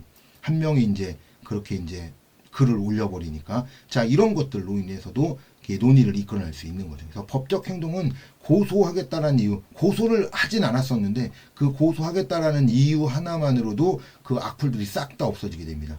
이런 것들이 이제 법적 행동이다라고 이야기할 수 있는 거죠. 자, 정답은 2번이에요. 불편을 끼치는 행동, 적대간의 불편과 손해를 끼치는, 이게 뭐예요? 불매운동이라고도 할 수 있잖아요. 불매운동. 물건 안 팔게, 손해 끼치고 불편을 끼치는 거죠. 이런 것들은 사회행동에서 적극적으로 사용되는 기술 중 하나다라고 이야기를 합니다. 자, 정답은 2번이네요. 자, 12번. 사회행동에서 사용되는 전략과 전술 중 협상입니다. 협상에 대한 설명으로 틀린 것은, 자, 틀린 거요. 자, 협상이라고 얘기하는 것은 다른 상대와 뭐 하는 거예요? 서로 이야기하는 거죠. 이야기해서 서로 원하는 것들, 뭐 아니면 주고받든지 아니면 서로 무언가를 하려고 서로 대처하고 서로 무언가를 받기 위해서 노력하는 것들이 요 사회행동인 그 협상인데요. 그러니까 협상, 뭐 연봉, 우리 이제 이렇게 생각하시면 돼요. 연봉 협상 이런 것들을 한다고 하잖아요. 연봉 협상, 이제 연봉 협상 이런 것들 이야기하는 건데, 자, 협상을 진행할 때는 상대방에 대한 이게 확실한 응집력을 보여주면서도 융통성을 발휘할 수 있어야 된다. 그렇죠. 무조건 내 거만 우기면 안 돼요. 야, 나 이거 안 주면 안 해. 뭐 하면, 그럼 뭐야? 안 하면 되죠, 뭐. 그래, 하지 마. 하지 마. 그래서 이렇게 이제 내가 확실한 응집력, 나는 이런 거 해줘야 됩니다. 그러나 뭐가 될 수 있어요? 뭐 우리 쉽게 생각하면은 합의에 아니면 조정의 여지를 줘야 되겠죠. 조정할 수 있다. 먼저 이렇게 얘기하죠. 그러면은 이제 조정을 하면서 서로 이제 이야기하면서 융통성을 발휘하면서 움직이게 되는 거죠. 강력하게 내 것만 주장하면 협상이란 건요 100% 결렬입니다. 자, 협상을 진행할 때는 상대방의 취약점을 노출시키는 것도 하나의 전략이 될 수 있다. 그렇죠. 요거 많이 쓰네, 정치인들이. 야, 정치인 너네 이제 빨리 너 정치 이제 하지 말고 탈퇴해. 안 하면은 니네 자녀라든지 뭐 너의 안 좋은 점들 이런 것들 다 오픈해서 다 쓸 거야. 다 이제 다 뿌릴 거야. 뭐 이렇게 얘기하잖아요. 그러니까 그런 것들 뭐 보면은 많이 있어요. 우리 이제 영화에서도 이런 거 많이 나오고요. 실제로도 많이 있었고요. 그러니까 정치를 뭐라고 할까요? 뭐 자녀들 때문에 뭐 부모들이 이제 정치를 은퇴하는 그런 경우도 많이 나오죠. 이런 것들처럼 약점을 노출시키는 것만으로도 협상의 전략이 될 수 있습니다. 우위에 설 수 있죠. 자, 협상을 위해서는 협상 범위를 면밀히 분석하여 협상 과정에는 중재자가 개입할 수 없다. 자, 협상 범위를 면밀히 분석한대요. 그렇죠. 내가 어디서부터 어디까지 어떻게 이야기할 거야. 그냥 이게 두서없이 이야기해서는 협상이 될 수가 없겠죠. 나에게 원하는 것들, 강점들 뭐 이런 것들 이야기해야 회사 측도 듣고 연봉을 뭐 올려준다든지 뭐 이제 이런 것들도 할 수 있겠죠. 협상 과정에선 중재자가 개입될 수 없다. 자, 정답은 3번이에요. 있어요. 중재자가 개입될 수 있겠죠. 그래서 쉽게 얘기하면 우리 연봉 협상이라고 제가 이야기하긴 했지만 뭘로 보냐면 최저임금 생각하시면 돼요. 최저임금. 노동자 대표와 사업주 대표들이 만나서 그 최저임금 이야기 하잖아요. 최저임금 이야기하면서 중재자로 누가 들어가요? 국가가 들어가요. 국가가 들어가서 그 국가의원 7명이 들어가잖아요. 노동자 대표 7명, 사업주 대표 7명, 그래서 14명이 이야기하다가 나중에는 이제 공익의원이라고 해서 7명이 더 들어가거든요. 그래서 21명이 투표를 해서 이제 홀수니까 투표를 해서 거기에 맞게끔 최저임금이 결정되게 되는 거죠. 자, 이런 것들처럼 국가가 중재에 들어가는 것들처럼 협상을 할 때는요, 중재자가 개입될 수 있습니다.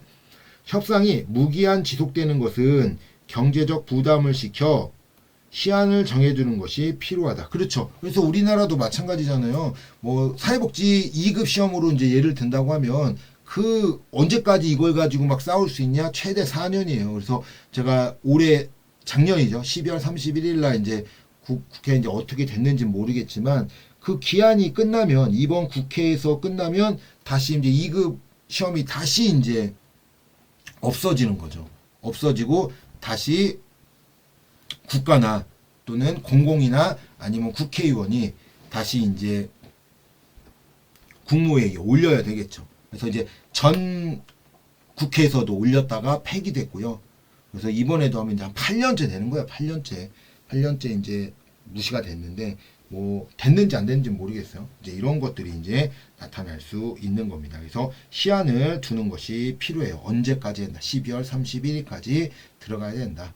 자, 협상 시 양쪽 대표들은 이슈와 쟁점에 대해 토의하고 양보와 타협을 완급을 조절할 필요가 있다. 그렇죠. 양보와 타협을 해야 돼요. 이게 뭐 쉽게 얘기하면은 내 것만 계속 주장을 하면은 뭐요? 협상에서는요 무조건 100%입니다. 내 것만 주장해. 이거 안 해주면 안 할 겁니다. 그럼 안 하는 거예요.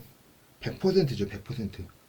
어디 그 무조건이 어디 있어요? 그러니까 양보하고 타협하고 뭐 이제 완급 조절하면서 거기에 이제 중간점에서 합의를 보려고 하는 거죠. 자, 정답은 3번입니다. 중재자가 개입할 필요가 있어요. 개입할 수 있습니다. 그래서 개입해서 옆에서 중재를 할 수 있어야 되겠죠. 정답은 3번입니다. 자, 지역사회복지 실천 과정에 대한 설명으로 틀린 것은, 자, 지역사회복지도 실천을 하는 과정들이 있죠.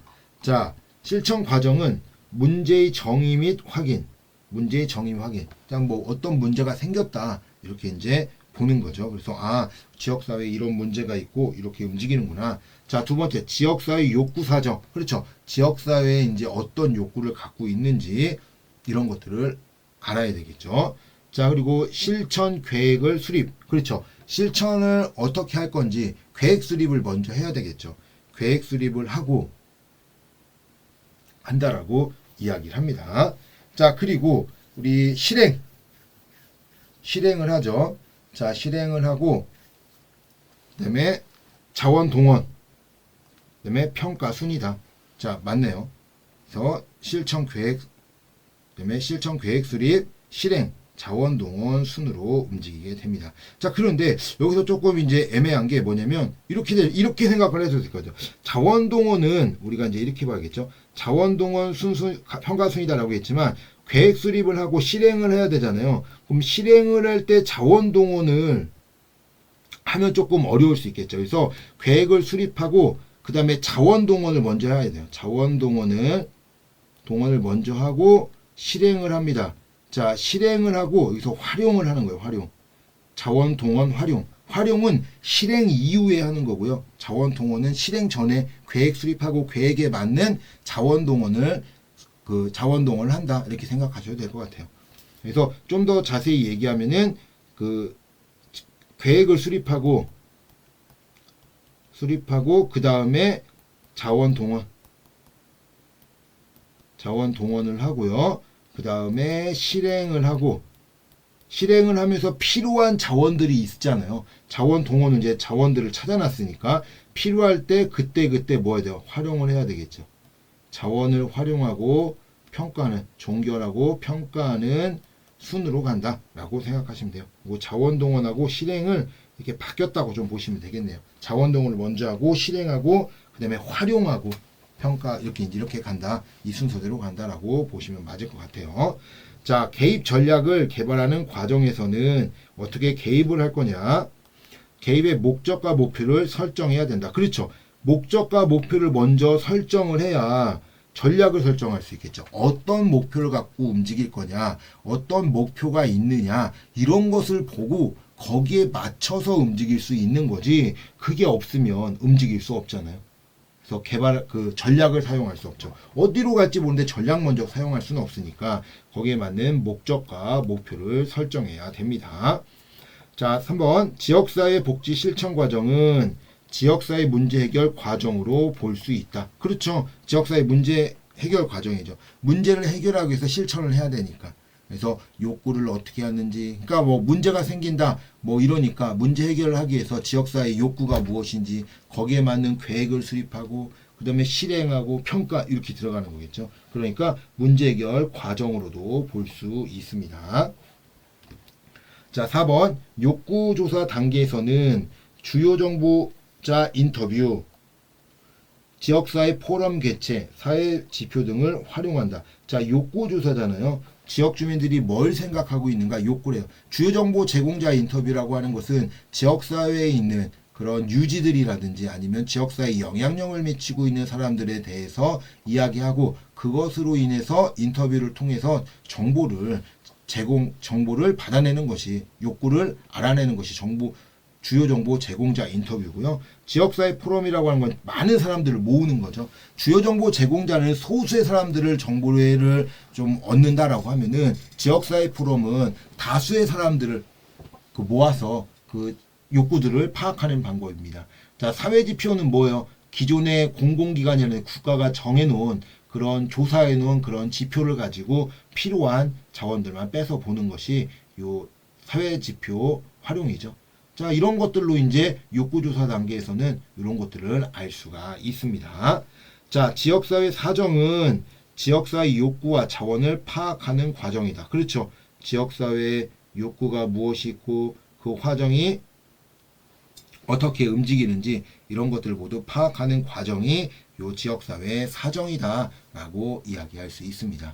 자, 틀린 거니까 정답은 1번이네요. 자, 자원 동원하고 실행이 바뀌었다. 위치가 바뀌었다라고 생각하시면 됩니다. 그래서 실행하기 전에 실행에 필요한 자원을 모두 찾아낸다라고 생각하시면 되겠습니다. 자, 지역사회 사정 방법에 대한 설명으로 틀린 것은, 자, 지역사회에서 이제 사정하는 방법입니다. 자, 지역사회 포럼을 통해, 지역사회 포럼, 아까 이야기한 것처럼 많은 다수의 사람들을 모아놓고 욕구를 파악하는 방법이에요. 통해 지역 주민들은 자신이 생각하는 지역사회 문제에 대한 의견을 이야기할 수 있다. 그렇죠. 이야기할 수 있죠. 모여서 하는 거니까 뭐 이제 자기의 생각들, 뭐 이제 그 자리에 모인 사람은 이야기할, 뭐 의견을 이야기할 수 있는 발언권이 생기게 된다라고 볼 수 있죠. 자, 민속지학 방법은, 이제 민속지학이라고 하는 건 말 그대로 이제 옛날부터 그 민속적, 그 민속학적 방법이니까 그 안에서 나타나는 그 지역의 특성, 아니면 그 지역에서 나오고 있는 문화, 뭐 이런 것들을 좀 생각하시면 돼요. 이런 방법은 표준화된 면담 도구를 사용하기보다는, 그렇죠. 표준화된 면담 도구를 사용하면은 안 맞아요. 왜? 지역마다 지역의 특성들이 달라요. 특성이 다르기 때문에 거기에 맞춤형으로 돼야 되는데, 표준화됐다라고 얘기하는 것은 지역의 특성들을 싸그리 무시하고 그냥 움직이는 거죠. 뭐 예를 들어서 노인만 있는 지역에서 뭐 젊은 사람, 뭐 임신 출산에 대해서 이야기를 하고 있어요. 뭐 답이 안 맞겠죠. 이런 것들처럼 면담 도구를 사용하기보다는 현장 관찰을 통해 주민의 삶, 행동, 문화, 가치 등을 파악한다. 그렇죠. 민속학적 방법은 그 지역에 있는 특성들을 보는 거기 때문에 그 안에서 관찰을 통해서 움직이게 됩니다. 자, 3번 비공식적 인터뷰. 인터뷰를 하지만 어때요? 비공식적으로 한다라는 거죠. 공식적인 인터뷰가 아니라 비공식적 인터뷰. 민속학적 방법 등은 지역사회 정보를 얻기 위해 사용되는 질적 접근 방법이다. 그렇죠. 질적 접근이죠. 그 다음에 알고 싶은 것들, 내가 원하는 것들만 쏙쏙쏙 잡아낼 수 있도록 움직이는 것이 요 비공식적 인터뷰 민속학적 방법이죠. 자, 명목 집단 방법은, 자, 우리 명목 집단이래요. 자, 우리 이제 명목 집단이 뭐예요? 명목 집단은 사람들이 모여요. 사람들을 모아놓고 쉽게 하면 주제를 정하죠. 자, 주제에 따른 뭐 해결책을 나열합니다. 여러 가지 해결책이 나오겠죠. 그러면 이 해결책을 종이에 뭐 하는 거예요? 우선순위를 적는 거죠. 우선순위를 종이에 적어. 그래서 제일 높은 것을 뭐 하는 거야? 선정하는 방법. 이것이 명목 집단 방법이다 라고 이야기합니다. 자, 소수의 응답자와 집중적인 대화를 통하여, 이거 방금 얘기했던 게 초점 집단이에요. 초점 집단. 초점 집단. 초점이니까 소수의 사람들, 그 문제에 대해서 잘 알고 있는 소수의 사람들을 모아서 그 사람들의 힘층적인 집중적인 이야기를 통해서 거기서 이제 해결책을 찾아내려고 하는 거죠. 통하여 정보를 찾아내는 면접 조사 방법이자 직접적인 욕구 조사 방법이다. 이건 초점 집단에 대한 내용입니다. 초점 집단. 그래서 이런 소수의 사람들, 뭐 보통 한 10명 내외? 10명 내외 정도의 사람들, 그 문제에 대해서 정말 잘 알고 있는 이런 사람들의 소수의 사람들을 모아놓고 거기서 집중적인 대화 이런 것들을 통해서 문제를 해결하려고 하는 방법은 초점 집단이다라고 생각하시면 돼요. 그래서 명목 집단은 종이, 우선순위 뭐 이런 단어들이 들어가야 요 명목 집단이다라고 생각하시면 됩니다. 자, 초점 집단 방법은 문제와 관련 있는 소수의 집단들 한 자리에 모여 정보와 의견을 나눔으로써 욕구조사를 진행하는 방법이다. 그렇죠. 소수의 사람들 모아서 심층적인 정보를 집중하는 거죠. 정답은 4번이네요. 명목 집단, 그러니까 4번, 5번이 다 초점 집단에 대한 내용이고요. 명목 집단은 사람들을 모여놓고, 다수의 사람들을 모아놓고 문제에 대한 해결책을 나열하게, 그러니까 해결책을 이야기하게 만든 다음에 많은 해결책이 나왔으면 그 중에 우선순위를 적는 거죠. 어디에? 종이에. 그래서 종이에 우선순위를 적고 종이의 점수가 제일 높은 것, 그것을 통해서 움직일 수 있게 만드는 것이 이 명목 집단 방법이다라고 말씀을 드립니다. 자, 정답은 4번이에요.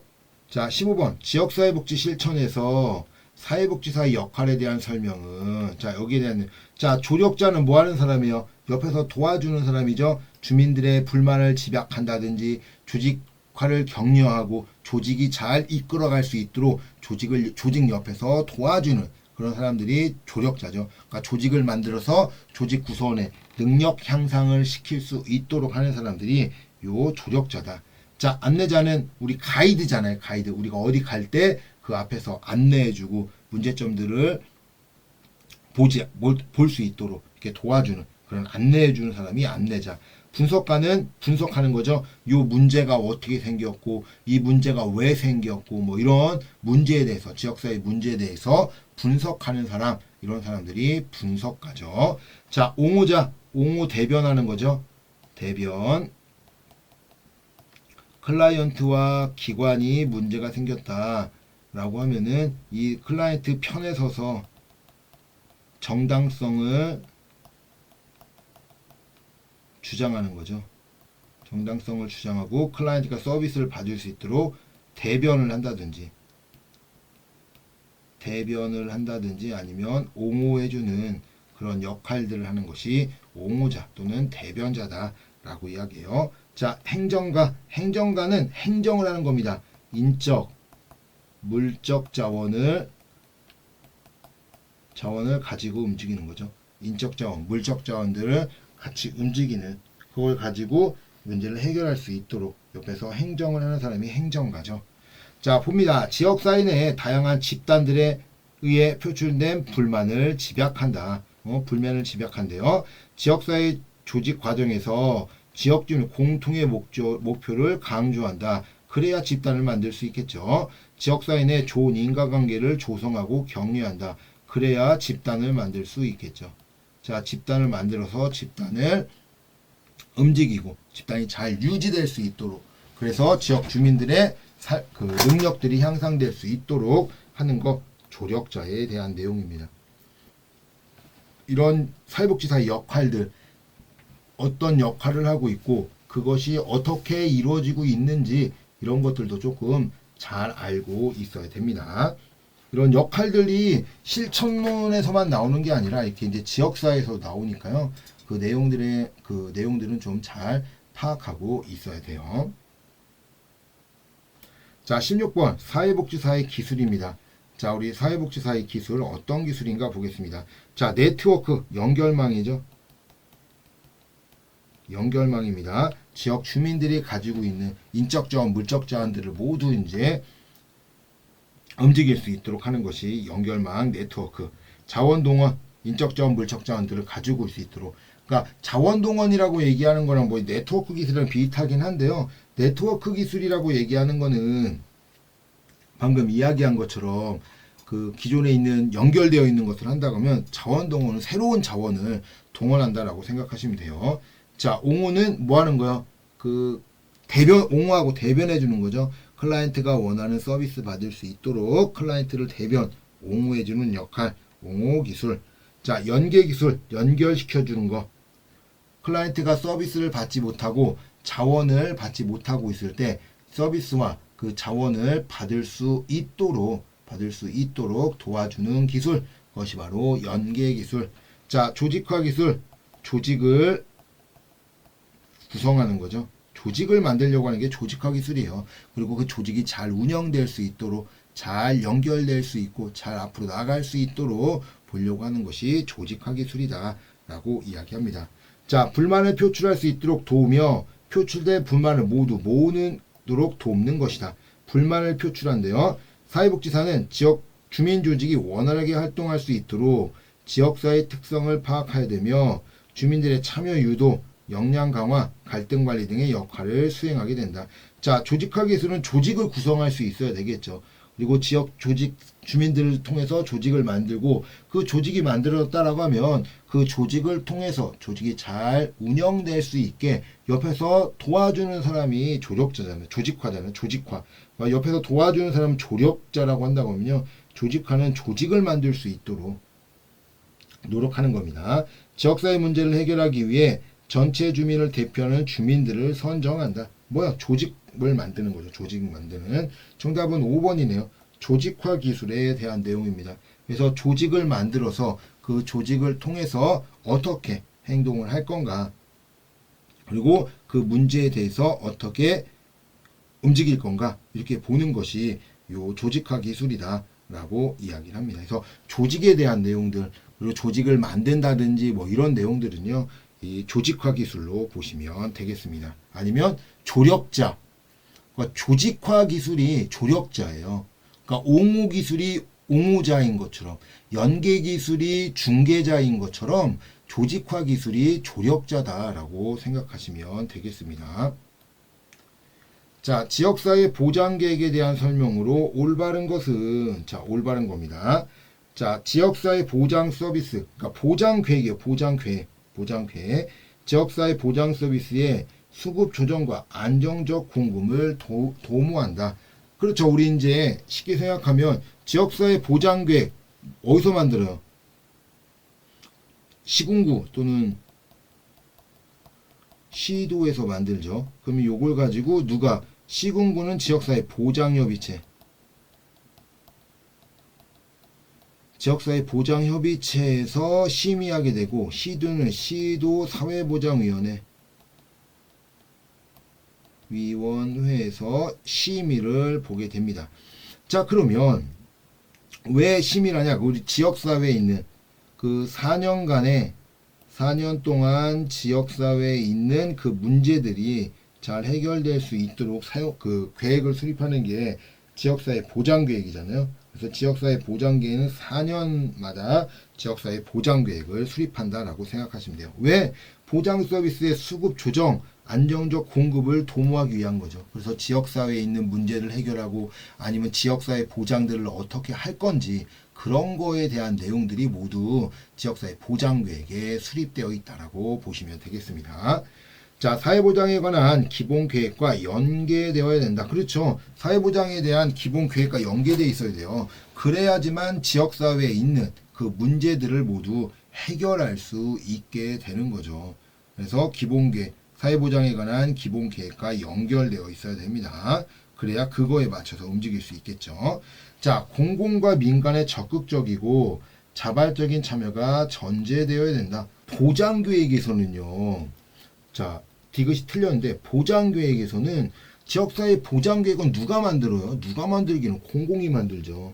난 지역사회 보장계획을 만드는데 뭐 이렇게 한 게 없잖아요.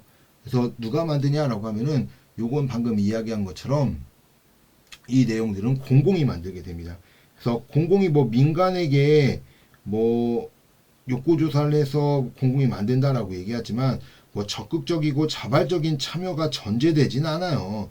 이렇게 뭐 참여를 한다, 뭐 한다, 이런 건 의미가 그렇게 없습니다. 그래서 보장계획을 수립은 대부분 공공이 하는 거고요. 공공과 민간이 적극적이고 자발적 참여가 전제돼야 되는 것은 지역사회의 보장협의체입니다. 보장협의체가 이 적극적인 참여가 전제되어야 되는 거지, 요 지역사회 보장계획이 요런 보장계획과는 크게 아무런 관련이 없다라고 보시면 됩니다. 공공과 민간이 보장계획에 대해서는 그렇게 움직이진 않아요. 이런 내용들은 지역사회 보장협의체 보장협의체 내용이다라고 말씀을 드려요. 그래서 보장협의체 민간하고 공공하고 함께 움직이는 게 보장협의체잖아요. 그래서 같이 움직이게 됩니다. 자, 계획을 수립할 때에는 지역 주민 등 이해관계인의 의견을 들어야 된다. 그래서 처음에 욕구조사 하잖아요. 욕구조사를 먼저 합니다. 지역 주민들에 대한 내용들을 듣기 위해서 욕구조사를 하고 그 욕구조사를 통해서 그 문제를 해결하려고 한다라고 이야기를 하는 거죠. 그래서 욕구 의견을 들어야 됩니다. 자, 정답은 기억, 니은, 리을. 정답은 3번이네요. 자, 디귿 공공과 민간의 적극적이고 자발적인 참여가 전제돼야 되는 거는 요거는 지역사회 보장협의체에 대한 내용이다라고 말씀을 드리겠습니다. 자, 18번 지역사회 보장협의체입니다. 우리 지역사회 보장협의체는 이 지역사회 복지협의회랑 정말 많이 이제 비교가 됩니다. 협의회랑 비교가 되기 때문에 그 비교되는 그 내용들을 좀 잘 알고 있어야 돼요. 자, 협의체에 대한 설명은 올바른 겁니다. 자, 협의체 사회보장 급여 및 수급자 발굴에 관한 법률에 의해서, 그래서 이걸 급여법이라고 얘기하는데 이 급여법에 의해서 나오게 됩니다. 자, 두 번째 시, 군, 구에 둔다예요. 세 번째 민간과 공공의 연합입니다. 연합. 자, 네 번째 뭐가 있냐면 이 사회보장에는 협의체에서는 이 협의체에서 가장 크게 보는 것이 지역사회 보장계획. 자, 계획을 뭐 하는 거야? 심의하는 역할을 하고 있는 것이 이 사회보장위원회다라고 생각하시면 돼요. 요것만 좀 알고 계시면 됩니다. 자, 시군구 지역의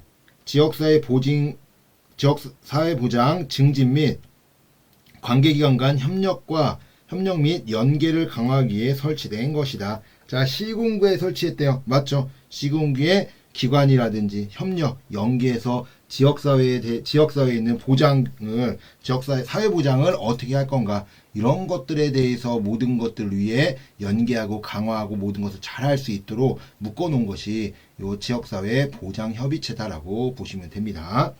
사회보장 급여의 이용 제공 및 수호권자 발굴에 관한 법률 및 시행령의 구성에 관한 내용이 규정되어 있다. 그렇습니다. 사회보장급여법에 의해서 만들어지게 됐고요. 사회보장협의회는 사회복지사업법이잖아요. 사회복지사업법에 만들어지게 됩니다. 자, 시군구에 사회보장급여 제공에 관한 심의, 자문을 한다. 급여 제공. 우리 시군구 사회보장급여, 그러니까 쉽게 하면 사회보장 계획이죠. 그 계획에 대한 심의를 하는 것이 이 지역사회 보장협의체의 업무입니다. 그래서 심의를 하고 그것을 어떻게 할 건가, 그런 것들을 보는 것이 요 협의체다라고 보시면 됩니다. 자, 실무 분과. 우리 그냥 지역사회 보장협의체다라고 얘기하면은 요 협의체가 대표협의체가 돼요. 대표협의체를 그냥 지역사회 보장협의체로 보는 겁니다.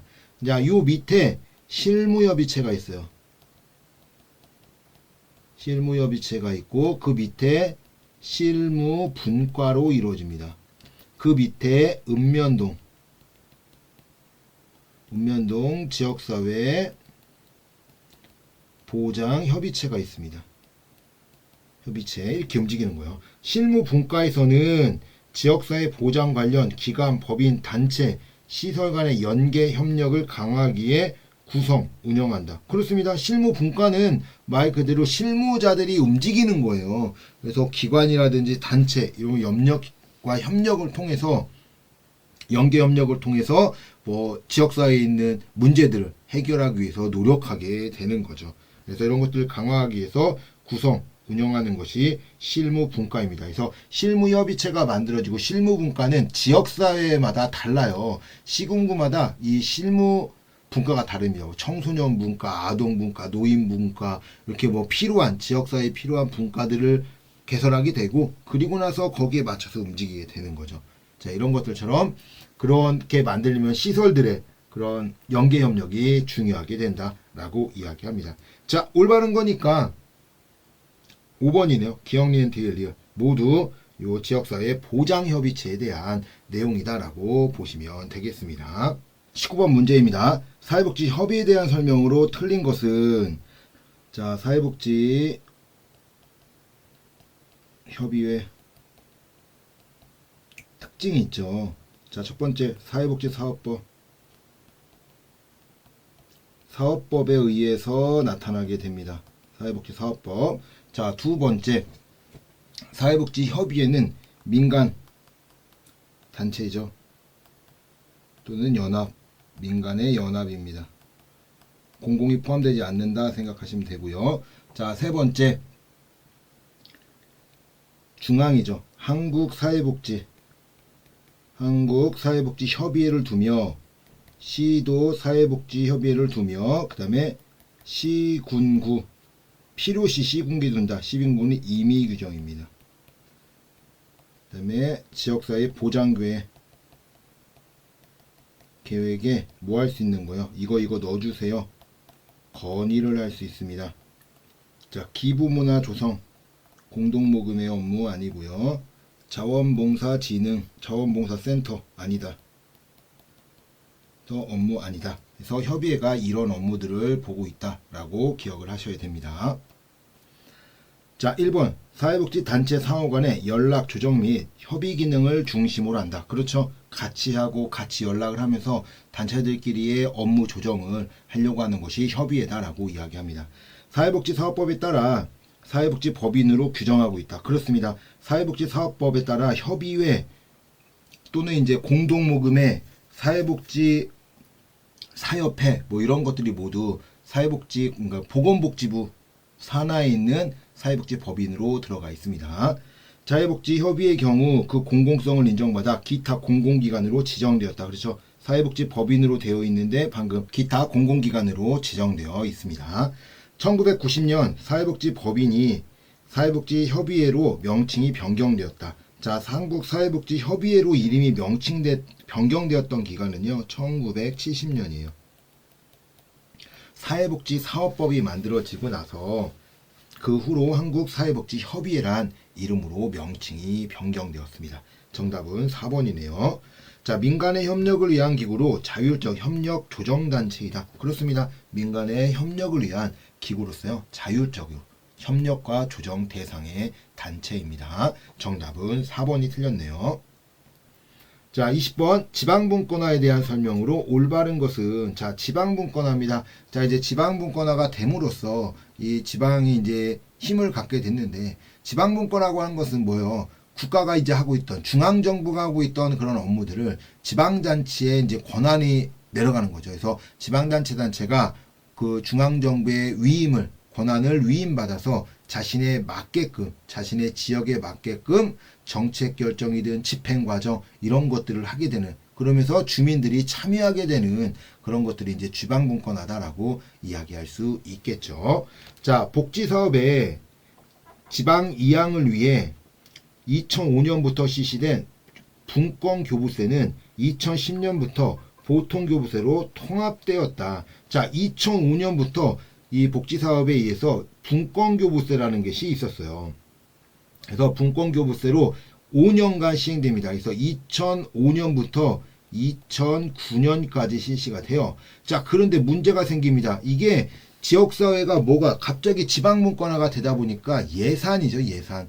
돈이 없는 거예요. 그러니까 돈이 없어서 스스로 무언가를 사용하고 그것을 하기가 너무 힘들었던 거예요. 그래서 이 보통교부세로 통합하기는 어려워하고 한 번 연장하면 1회 연장이 돼요. 그래서 2014년까지 연장이 돼요. 그리고 2015년부터 보통교부세로 통합이 됩니다. 그래서 한 번 연장돼서 2010년부터 2014년까지 이 보통 분권교부세가 있었고요. 그리고 2015년부터 분권교부세가 없어지게 되었습니다. 자, 2번 지방자치단체의 장의 의지에 따라 복지서비스의 지역 간 불균형이 나타나지 않는다. 아니요, 나타나죠. 나는 복지할 거야. 나는 경제에 초점을 둘 거야. 라고 하면 뭐요? 경제에 돈 써야죠. 복지 서비스는 불경이 나타날 수밖에 없겠죠. 나 안 할 건데 복지 그거 해서 뭐하냐, 돈만 쓰지, 나는 안 할 거야, 뭔지 이렇게 얘기할 수 있겠죠. 그래서 경제에 힘을 쓰게 되면 복지 서비스의 지역 간 균분형이 나타나게 됩니다. 지역사회복지에 대한 주민의 주체적 참여 기회를 제공해 준다. 그렇죠. 정답은 3번이 올바르니까 주체 참여 기회가 올라가게 됩니다. 예전 중앙정부가 할 때는 지방정부는 그런 역할들을 할 수가 없었어요. 어디 가서 중앙정부가 하는 거에 대해서 그냥 서비스 받고 막 이럴 수밖에 없었는데, 이제는 지방정부가 이제 권한위임을 받으면서 우리에 맞게끔, 우리 지역에 맞게끔 예산을 쓰고 우리 주민들에 의해서 움직이게 되는 거죠. 그러다 보니까 뭐 하는 거야? 지역 주민들의 욕구 참여들이 욕구에 맞는 그런 문제들을 해주기는 참여가 중요하겠죠. 그래서 주체적 참여 기회를 제공해 주었습니다.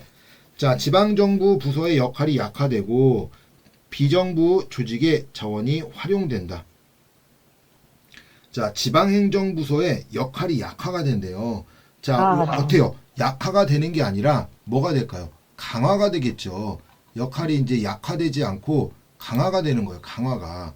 그래서 약화되지 않고 강화가 돼서 지방 행정부서가 강화될 수밖에 없겠죠. 약화되는 것은 어디예요? 중앙이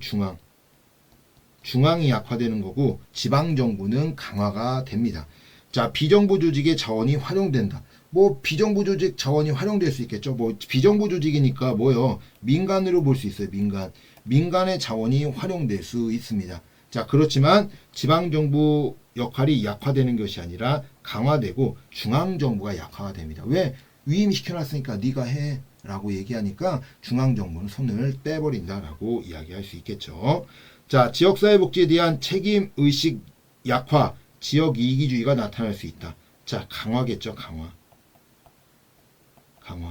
책임의식이 강화가 돼요. 그래서 왜 그러냐면 우리 이제 지역이니까 우리 지역에 있는 복지, 우리가 지역 주민들이 원하고 이러니 우리 이거 해줘야지 라고 하면서 지역사회복지에 대한 내용들은 강화가 될 수밖에 없습니다.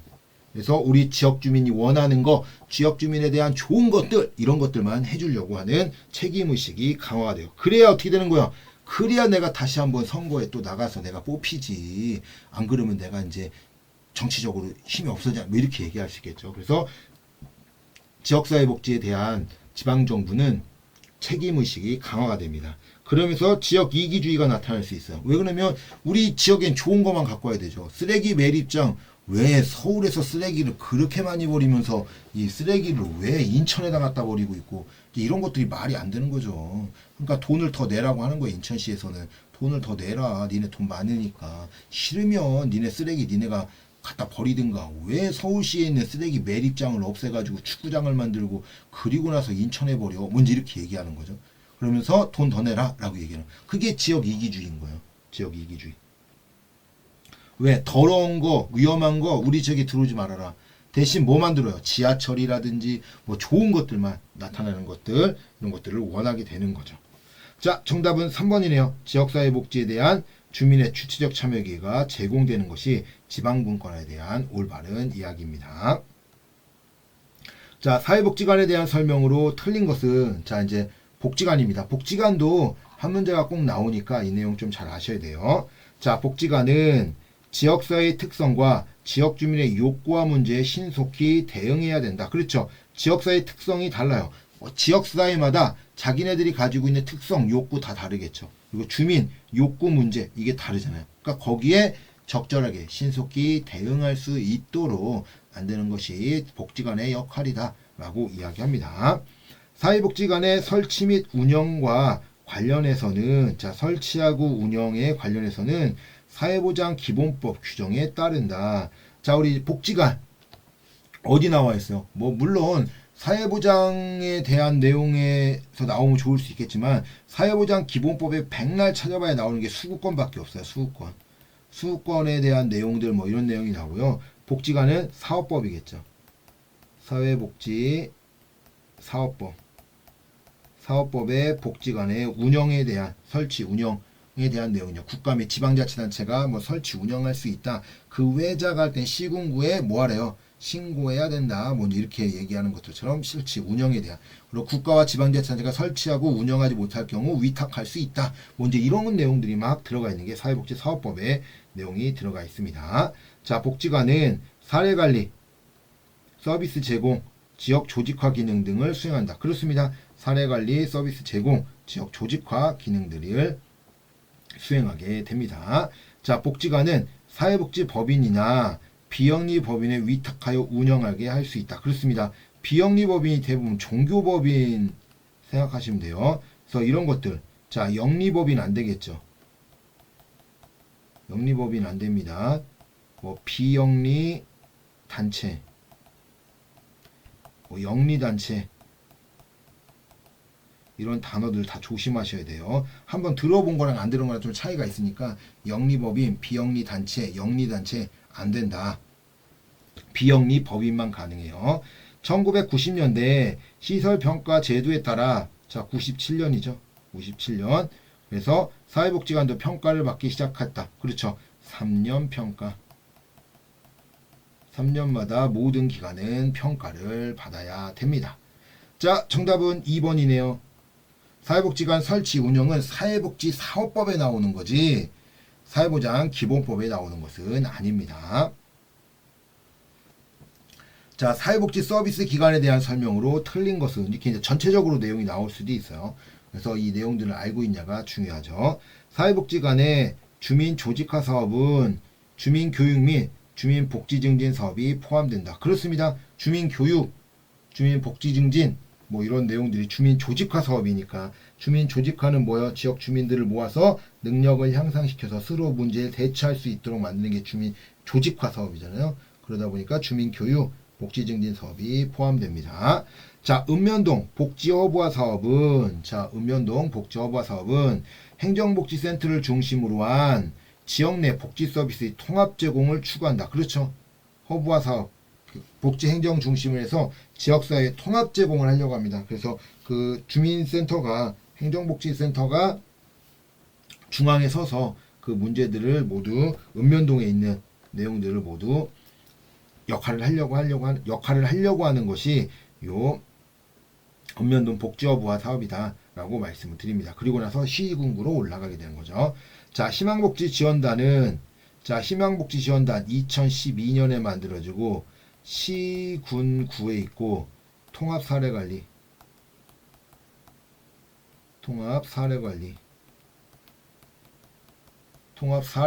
목적으로 하는 것이 희망복지지원단이죠.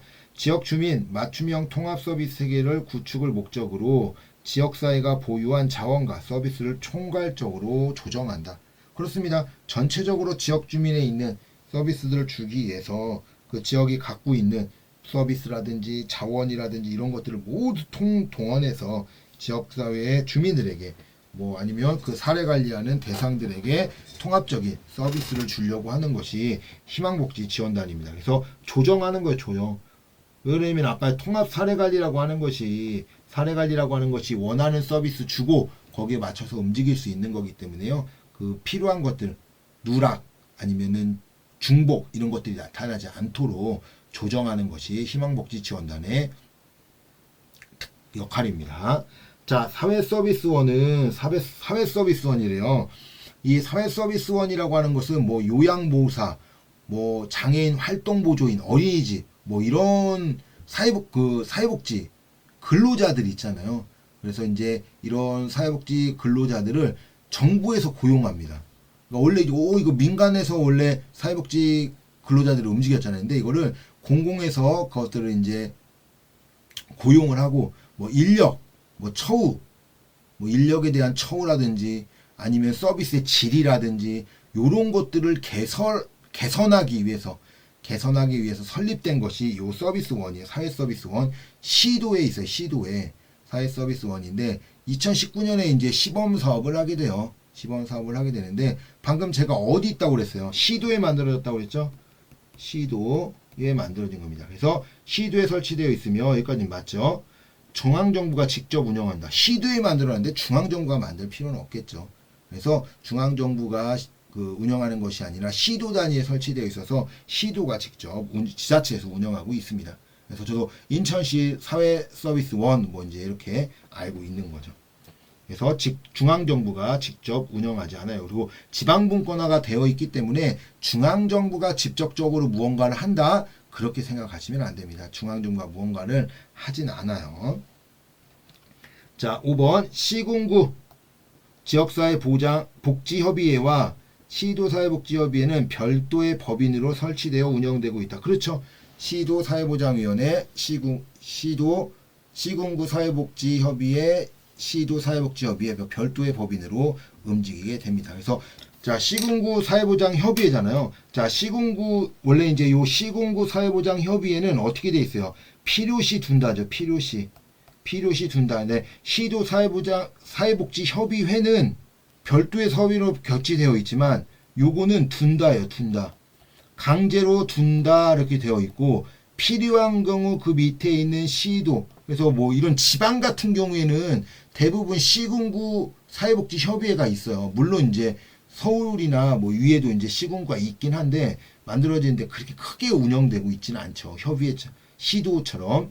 그러나 이렇게 별도의 법인입니다. 그래서 따로 이렇게 움직이게 된다. 서로 이제 운영하면서 간사가 그런 것들을 운영하고 있다라고 말씀을 드릴 수 있습니다. 그래서 시군구 사회복지협의회와 시도사회복지협의회는 별도의 법인이에요. 그래서 똑같은 거에서 움직인다 이렇게 생각하시면 안 됩니다. 그러니까 중앙이라고 하는 건 한국사회복지협의회죠. 한국사회복지협의회, 시도사회복지협의회, 시군구 사회복지협의회 모두 따로 움직인다라고 보시면 되겠습니다.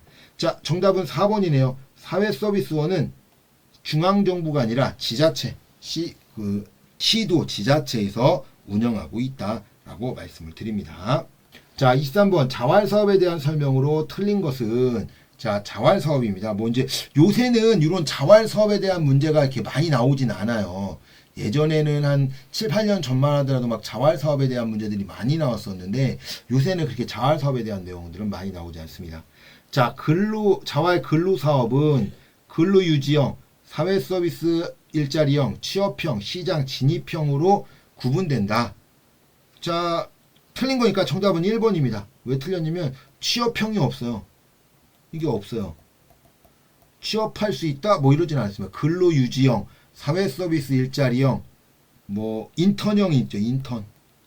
인턴형, 뭐 하루에 이제 6시간 일하는 인턴형, 시장 진입형, 뭐 이렇게 구분됩니다. 그래서 취업형은 없다. 취업형은 없습니다. 자, 클라이언트에 직접적으로 서비스를 제공하는 직접 서비스 기관에 속한다. 그렇죠. 자활사업이라고 하는 것은 클라이언트, 조건부 수급자들에게 직접 서비스를 주는 거기 때문에 직접 기관에 속하게 되는 겁니다. 자, 국민기초생활법상 자활기업은 조합 또는 부가가치법상의 사업자로 한다. 그렇죠. 사업장으로 합니다. 그래서 부가가치법. 그래서 누구의 사업자에게는 어떻게 돼요? 저소득이나 수급자, 차상위자, 이 사람 2명 이상이 모여서 자활기업을 만들 수가 있는 거죠. 그래서 2명 이상이 모여서 만들 수 있는 것이 요 자활기업입니다. 그래서 사업자로 만들어야 돼요. 그리고 이윤도 추구합니다. 이윤도 추구하면서 돈을 벌어야 되는 그 기업이 요 자활기업이에요. 자활기업은 저소득층이 탈빈곤을 위한 자활사업을 운영한다. 그렇죠. 자활사업의 목적이잖아요. 목적. 방금 이야기했던 2명 거기에 일을 하고 있는 저소득층 아니면은 수급자, 조건부 수급자 뭐 이런 사람들의 뭘 위해서 탈빈곤을 위해서 움직이는 것이 자활기업이다라고 보시면 됩니다.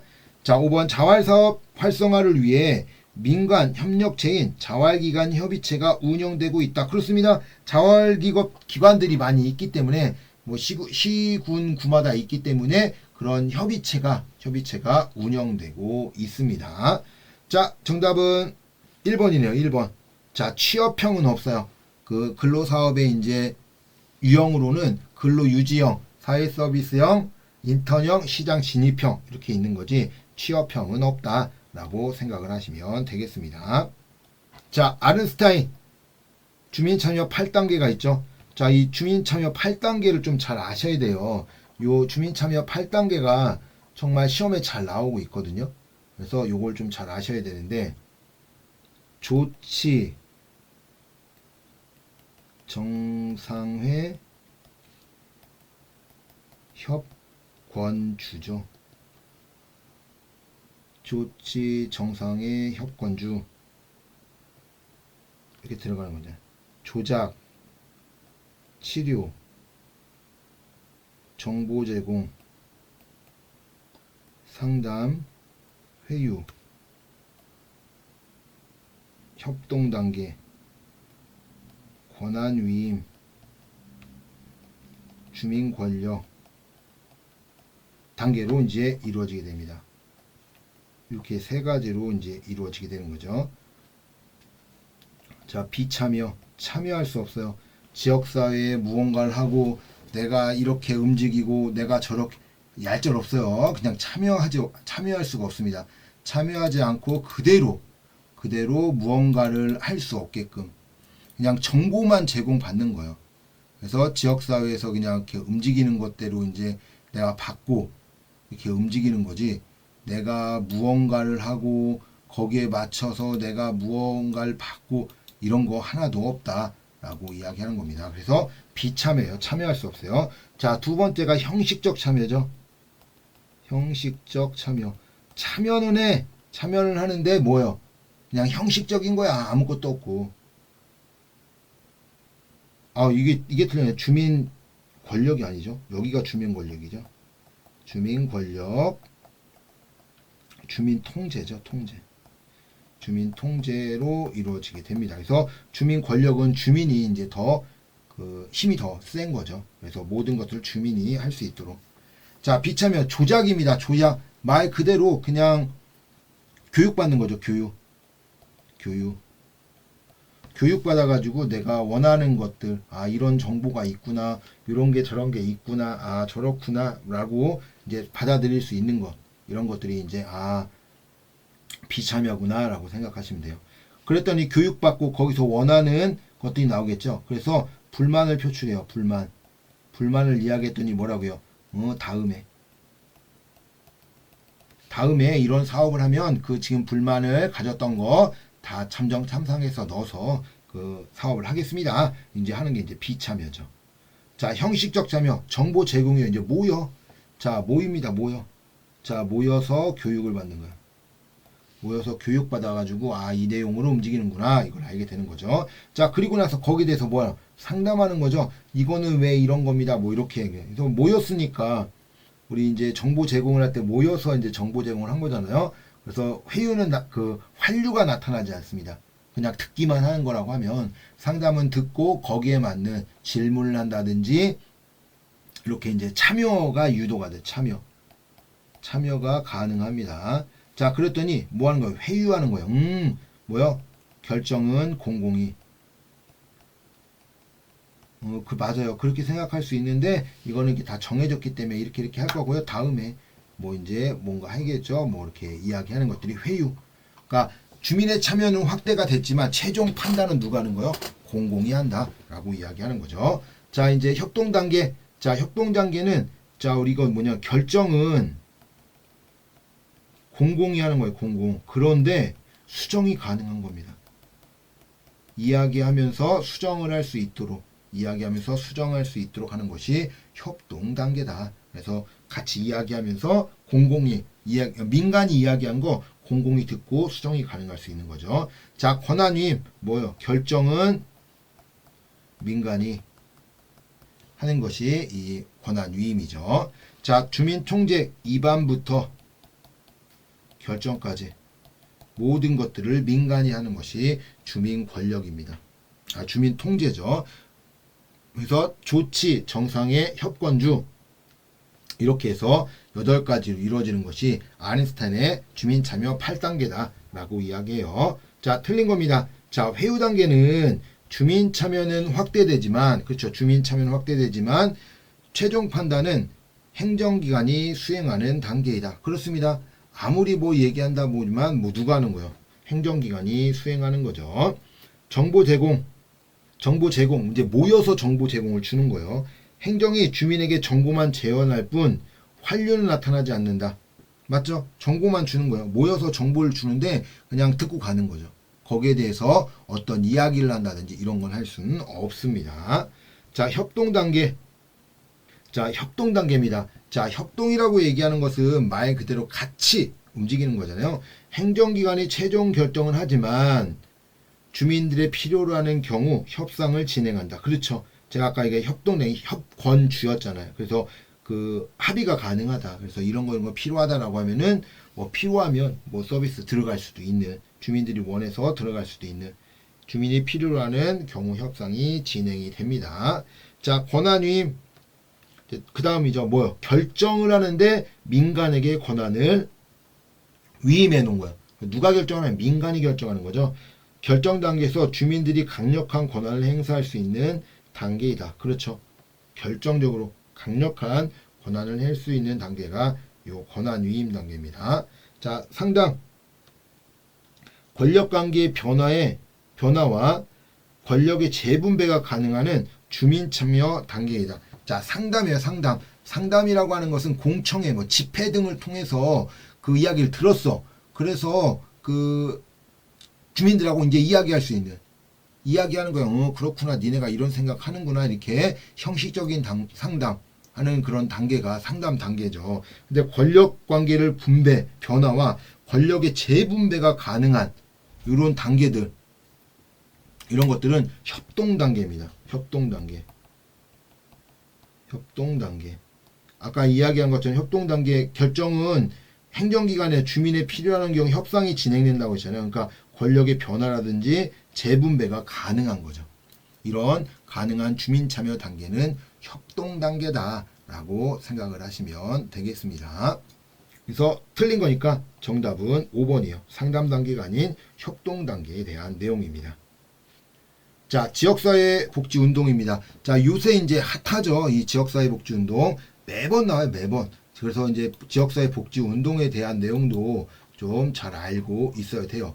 자, 그러면 지역사회 복지 운동에 대한 설명으로 올바른 것은, 자, 그럼 지역사회 복지 운동이 뭐냐? 라고 하는 거죠. 그러면 지역 주민들이 욕구 문제들이 있어. 우리 지역에는 이런 욕구, 이런 문제가 있어. 그러면 이런 욕구와 문제를 해결하기 위해서 지역사회의 역량을 강화시켜주는 운동이에요. 그래서 주민들의 욕구 충족, 지역 공동체 형성, 뭐 이런 목적을 달성하기 위해서 움직이는 조직적인 운동이 지역사회복지 운동이다 라고 이야기합니다. 자, 그러면 지역사회복지 운동은 지역 주민의 삶의 질과 관련된 생활 영역을 포함한다. 그렇죠. 왜 그러면 아까 욕구라고 했잖아요. 욕구, 문제, 해결이에요. 클라이언트들이 갖고 있는, 지역 주민들이 갖고 있는 이런 문제들, 욕구들을 해결해서 이런 지역 공동체를 형성하려고 하는 것이 지역사회 복지 운동이기 때문에 방금 이야기한 삶의 질과 연관이 될 수밖에 없겠죠. 그래서 삶의 질 운동을 통해서 움직이려고 하는 것이 요 지역사회 복지 운동이다 라고 이야기를 합니다. 자, 지역사회 복지 운동의 활성화를 위해서는 시민사회 단체와의 연대 등이 필요하다. 그렇죠. 지역사회 복지 운동, 지역 주민들이 얼마나 많이 모이는가가 또 중요하잖아요. 연대들, 그래서 연대를 하고 많은 사람들이 모일 수 있도록, 주민들이 많이 모일 수 있도록 공동체 의식들을 강화시키게 됩니다. 자, 지역사회복지 운동은 주민 참여 활성화, 그렇죠. 주민들이 많이 참여해야 돼요. 주민이 얼마나 많이 참여하느냐에 따라 달라질 수 있겠죠. 지역사회복지 자원의 확충 등을 목표로 한다. 그렇죠. 이런 목표로 일하는데 그 목표, 방금 주민 참여 활성화라든지 지역사회복지 자원 확충, 뭐 이런 목표도 있고요. 그리고 아까도 이야기했던 이 지역 주민들의 삶의 질 향상, 이런 것들도 목적에 들어간다라고 이야기합니다. 자, 지역사회복지 운동은 사회복지가 추구하는 사회적 가치로서 사회정의를 실현한다. 사회복지가 추구하는 사회적 가치래요. 쉽게 얘기하면은 어려운 사람들 어려움에 빠지지 않도록 그 사람들 도와줄 수 있도록 이렇게 움직일 수 있겠죠. 그리고 사회정의를 실현하는 것이 이제 지역사회복지 운동입니다. 그래서 어떠한 사람, 어떠한 단체, 특정 사람, 이런 사람들이 이익을 얻을 수 있도록 하는 것이 아니라 지역사회에 있는 모든 그런 주체들, 지역 주민들, 욕구, 문제, 이런 것들을 모두 해결하려고 움직이는 것이 요 지역사회복지 운동이다 라고 이야기를 할 수 있습니다. 자, 정답은 5번이네요. 기억, 니은, 디귿, 리을. 모두 지역사회 복지 운동에 대한 내용입니다. 그래서 지역 주민들의 삶의 질 향상을 위해서 모든 지역 주민들이 모이는 것을 초점으로 두게 됩니다. 그래서 한 뭐 집단이 참여하고 뭐 이런 것들이 아니라 모든 지역사회에 있는 누구라도 참여해서 그 문제 해결을 할 수 있도록 움직이는 것이 요 지역사회 복지운동이다 라고 생각을 하시면 되겠습니다.